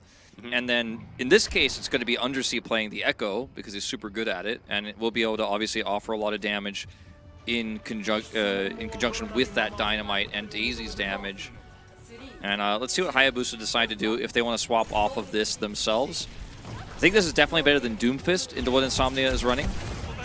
Better than Orisa as well, with Bellaboo's skill. Daisy's Ashe on top. They have high ground, a couple of them dropping back. Look at Hayabusa. I thought they were going to take some more time with the neutral, but they're actually pushing. Like the speed so far. Losing anyone in skirmishes. Here with the neutral, Undersea on top. They have some stickies. Langley trying to poke with the recall. Has to fall back to the team. Dynamite gonna go through. Gonna hit a decent one actually onto Hayabusa, but there's no follow-up necessarily. Oh, has Langley locked down. Predicts him. And now Bellaboo just trying to absorb some of this damage as they walk their way out for a reset. Langley's gonna swap over to Ashe himself. Immortality field down. That is gonna be another 20-30 seconds of time bought here at least for Insomnia. Another headshot. And that's one more, and Langley goes back and changes into his own Ashe. Yeah, he just wants to try to be able to match this, but almost feel like at this point, Widow would be the option if you want to try to beat this Ashe. Had to pop over Godsome shields. He's up at 66%, 68. He's doubling Bellaboo's ult charge right now for the defense. Yeah, let's see if Langley can allow a better Ashe. It was almost perfect there. Get him down to 50 health. And about catching all of them in the middle. He has such a good angle there behind the shield. Ready to go. Heals from Alexander. Here comes the push. Matrix up. A bomb instantly used from Daisy. And that's just extra output. Another member on the board for Insomnia. Yeah, I mean, just too much damage here. And that dynamite from Daisy was what helped him build the final parts of that Bob. He's able to get behind Bellaboo's shield. And Godsum still, with that massive ult advantage, they still have Transcendence. And this time it's going to have to be a sound barrier to get this team into line of sight. Yes. Let's see if they can, because Insomnia, they will always have 1-2 more ultimates ready. Gotta be careful. Daisy. Not overextending his lines as Beat will start the fight. Jin, there's a dive with the Flux and the Transcendence. So yeah, everyone's still alive, and Bellaboo, type that they dive in, but better defenses coming out. Just blink down. And Daisy, okay. Vilya doing some extra miles before he goes down. I mean, that's actually a lot of kills from Vilya there. Maybe they could turn this into something. This is a really big moment for Undersea. He needs to try to track him down, do some damage. He's confident that he's actually going to, at least pulls out a duplicate out of him. That was massive, though, that he's able to survive there, because if Vilya actually takes him out, I think there's a real chance that Hayabusa rush on the point and get control. Good call from Undersea to commit that just to be safe. Yeah, now Hayabusa will actually have a lot more ults in advantage from those full. And the regroup coming from Insomnia. Should be just enough amount of time. And here comes Bellaboo's Flux, catching Godsum. But instantly goes down. That's some focus damage there. How about Langley? Jin, Undersea's down. Bob doing some work here to corral them behind that high ground there. Daisy Blink still out there in the back. And a Dynamite catching. Daisy's still alive on the side, but not for long. Cap is going to come through here. Looks like Undersea buying some time, but that should be the cap. No one else can get in here. Bellaboo with the swap to the Wrecking Ball just to get back as fast as possible. And that's going to be another kill going over, which should help them get out of this choke point a little bit easier. They will have the sound barrier as well. This is a best case scenario for Hayabusa Gaming after what was a pretty nice stall. As Godsum's going to swap over the Diva. Thought maybe this was just going to be for a stall, but he's sticking with this, and it's going to give him a lot of high ground he can operate on. And when it is the Ashe still on the other side with the Sojourn, the backline is so exposed. Ooh, what a shot onto Daisy. Vilya. He's coming alive. Yeah, doing a lot of work. Because he was having such a rough time at the beginning of this series. Now he's kind of getting angles and he's popping off. Also the reason why they were able to get the first point. Hayabusa. Matrix ready, sound barrier ready to go from Jin. And Matrix. Ooh, instantly gone, Alexander. Does pop it before going down. I don't know if that matters at all. Hayabusa not going to be pressing it much more after losing one. And just Bellaboo up here at the bridge. Yeah, he needs to get out of here. He will just barely escape. A little bit of health. About 100 there. Gets out. And Hayabusa, they still have the sound barrier to work with, but it's not going to solve the problem of high ground. It's not going to solve the problem of this Diva that has backline access and the Bob that can just sit on the cart here. They need to use it well. I think they're going to have to use it late in the fight. If they start off with it, I think they're asking for trouble. Yeah, sprays. And Vilya is going to be looking for that target. Alexander does change it to Kiriko. Wants to have some less of a trouble when he's caught. And with the sound barrier, here it goes. Hayabusa with everything on the board. Bob's gone. Overclock got some Bob. That's all they got. Now Jin's Only picked. one though. Godsum is just so good. And here comes the minefield and the Bob from Langley, but Bellaboo instantly gone from Daisy. Massive output there. Undersea taken out. Hayabusa doing some work. Bob just needs to be avoided here. Hayabusa still on the cart. Yeah, Payload has been pushing a little bit. Godsum's here. This is just so disjointed from Hayabusa, though, and they're trying to hard force these ults and these picks. It worked on A when they were barely able to get the stagger, but yeah, they need to get onto this point now, but they've staggered themselves so hard they actually can't regroup. Where's Bellaboo? He needs to be the one to touch this very likely. There he is. No ultimates other than the rush from Kiriko coming anytime soon. Insomnia, they do have to self-destruct, and everyone has to be off the payload somehow when that comes.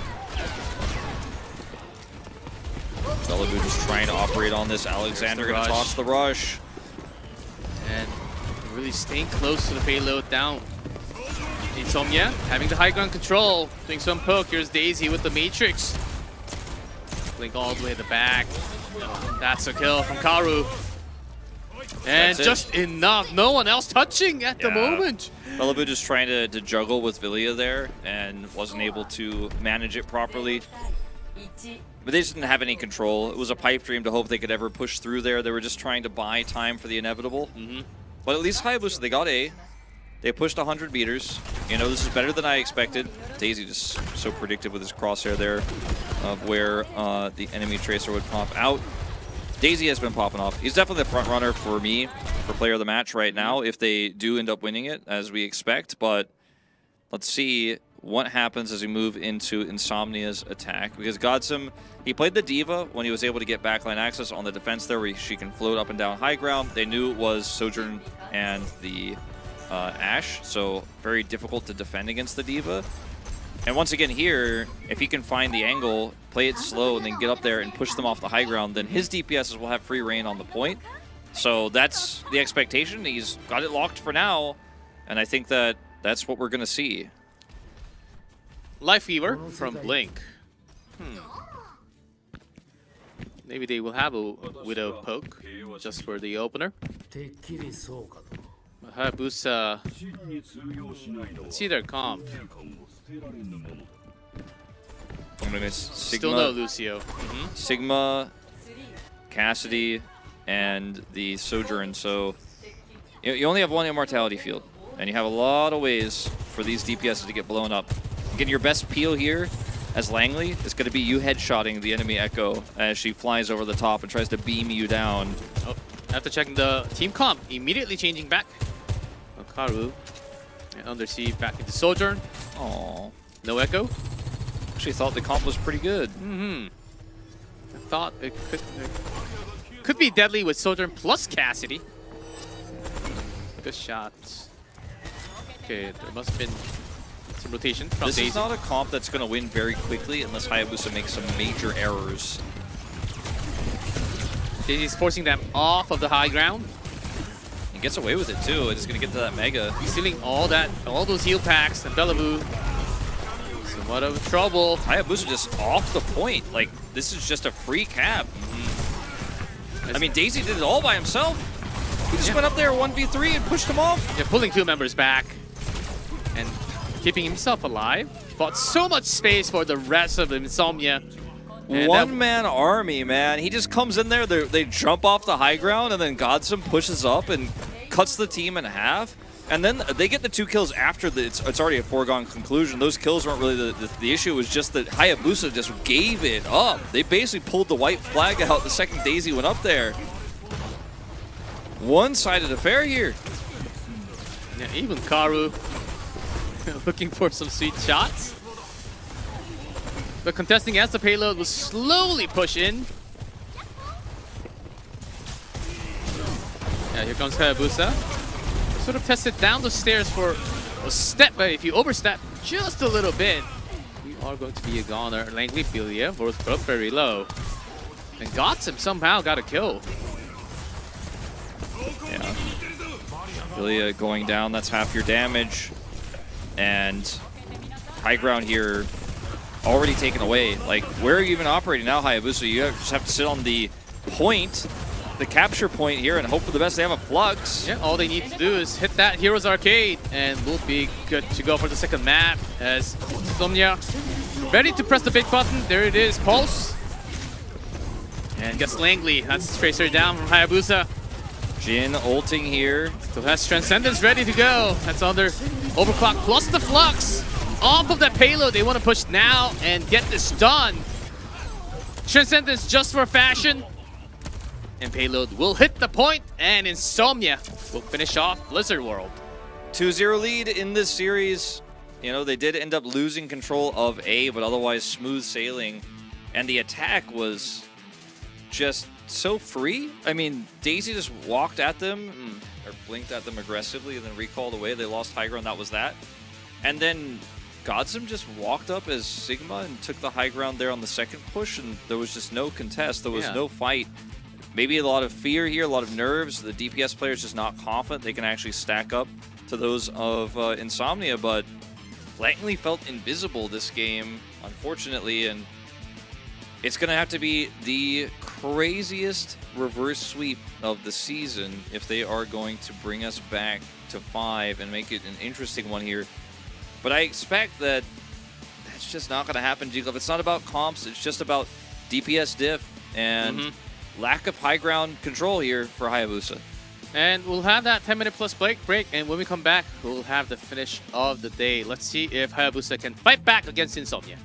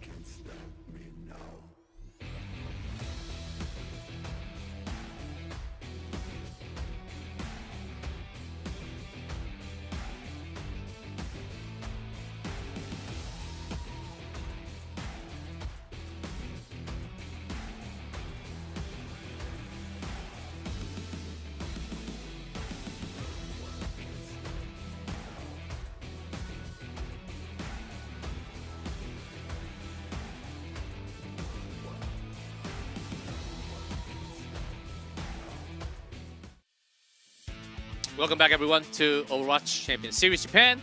Day number 1 final match here as Insomnia is speedrunning. Not as fast as Varrel, but they're trying. They're really trying and giving their best.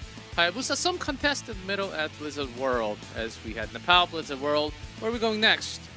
We are going to Esperanza as Leonoptrix is going to come back in. Gonsum is back out. Yeah, makes sense. I mean, it doesn't necessarily matter that much because both of them can play the Sigma well enough, but I think it makes sense to have your A tier, or S tier rather, A-list #1 tanker for push on the push map, even if you think Gonsum can handle it. You just want to make sure you have the best chance possible. Esperanza is going to be Insomnia's map pick, so disadvantage here to Hayabusa, as, I mean, maybe they wanted to go to Colosseo. Hard to say, but I just want to see a better look from the DPS line of Hayabusa, but it's tough when you're fighting against Daisy and OWCS, who has been together this entire, basically, the tank, at least the tank DPS lineup has been together for such a long time for Insomnia. It's really hard to break that teamwork after this experience after experience, month after month. See if we see more Orisa here on Esperanza, or if it is going to be something like the Doomfist coming back, or even if Insomnia just want to run the Junker Queen, because they found some success on push with this in the past. I would not be shocked if they just want to force it, because it's what Leonoptrix likes. He's back in. Frankly, I don't think compositions are going to necessarily be the be-all, end-all for this one, though. I think it's just going to be about the play on the day here, and Insomnia have looked much stronger than Hayabusa. Yeah, and also Bellaboo getting focused a lot from Insomnia. Let's see if Bellaboo can actually handle. I believe there were no substitutions happening from Hayabusa. And the game is ready, guys. And let's see if Insomnia can finish with a 3-0, or Hayabusa can have some contest against him in Esperanza.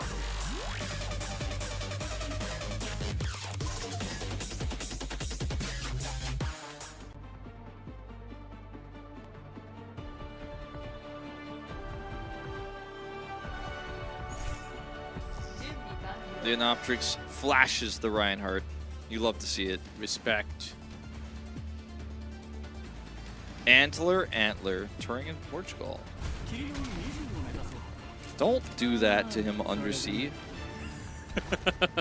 A runaway shout out? Maybe? A bumper shout out? With the pink skins? Oh, Moira from Karu?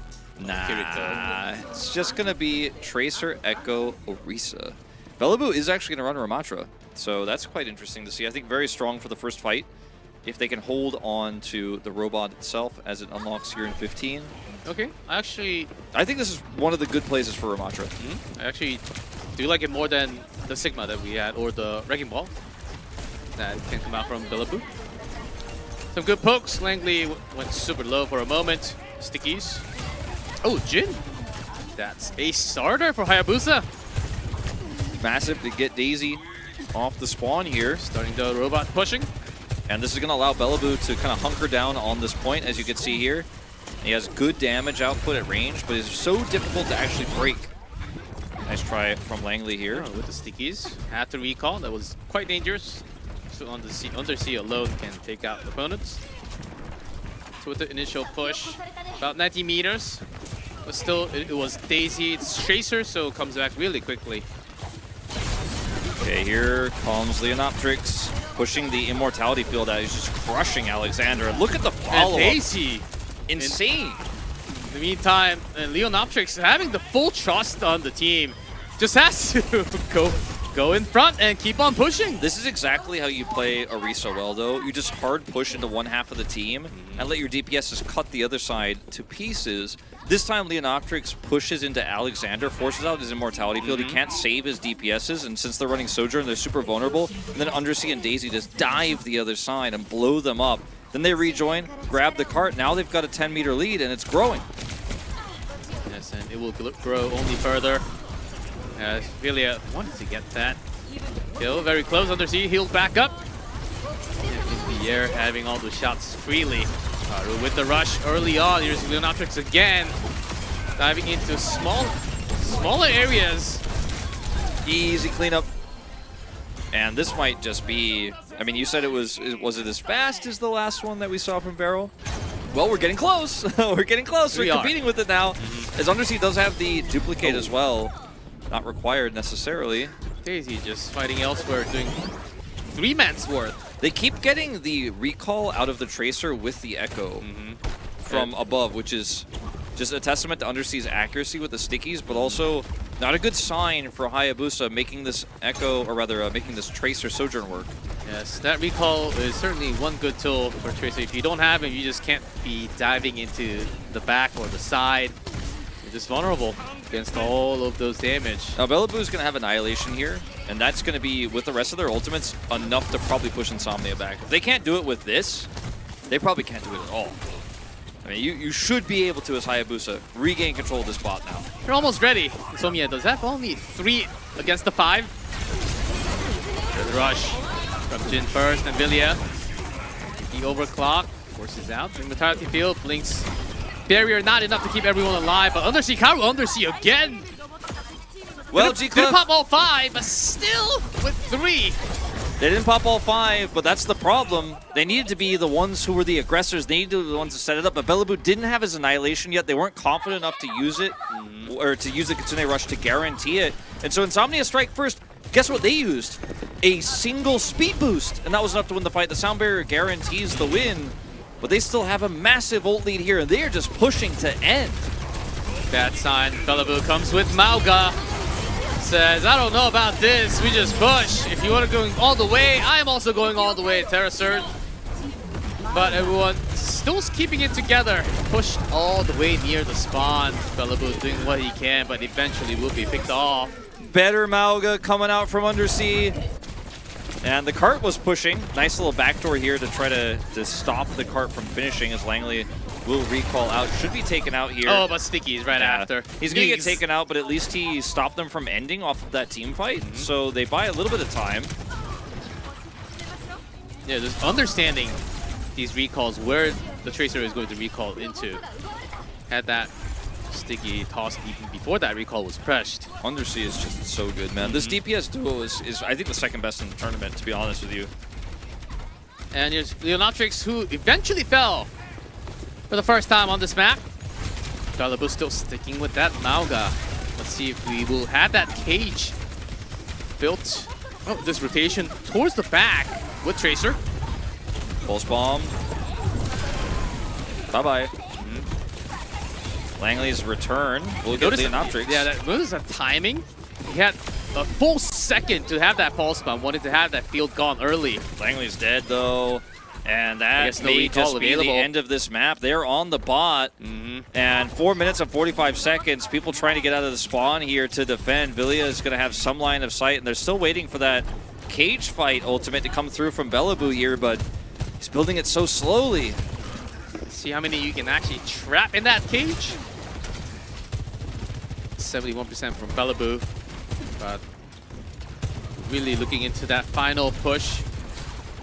Only about 15 meters left. With overclock in that position, maybe he could knock the Echo out of the sky. I mean, that's your best bet. Just try to knock Undersea down, then look for a fight here.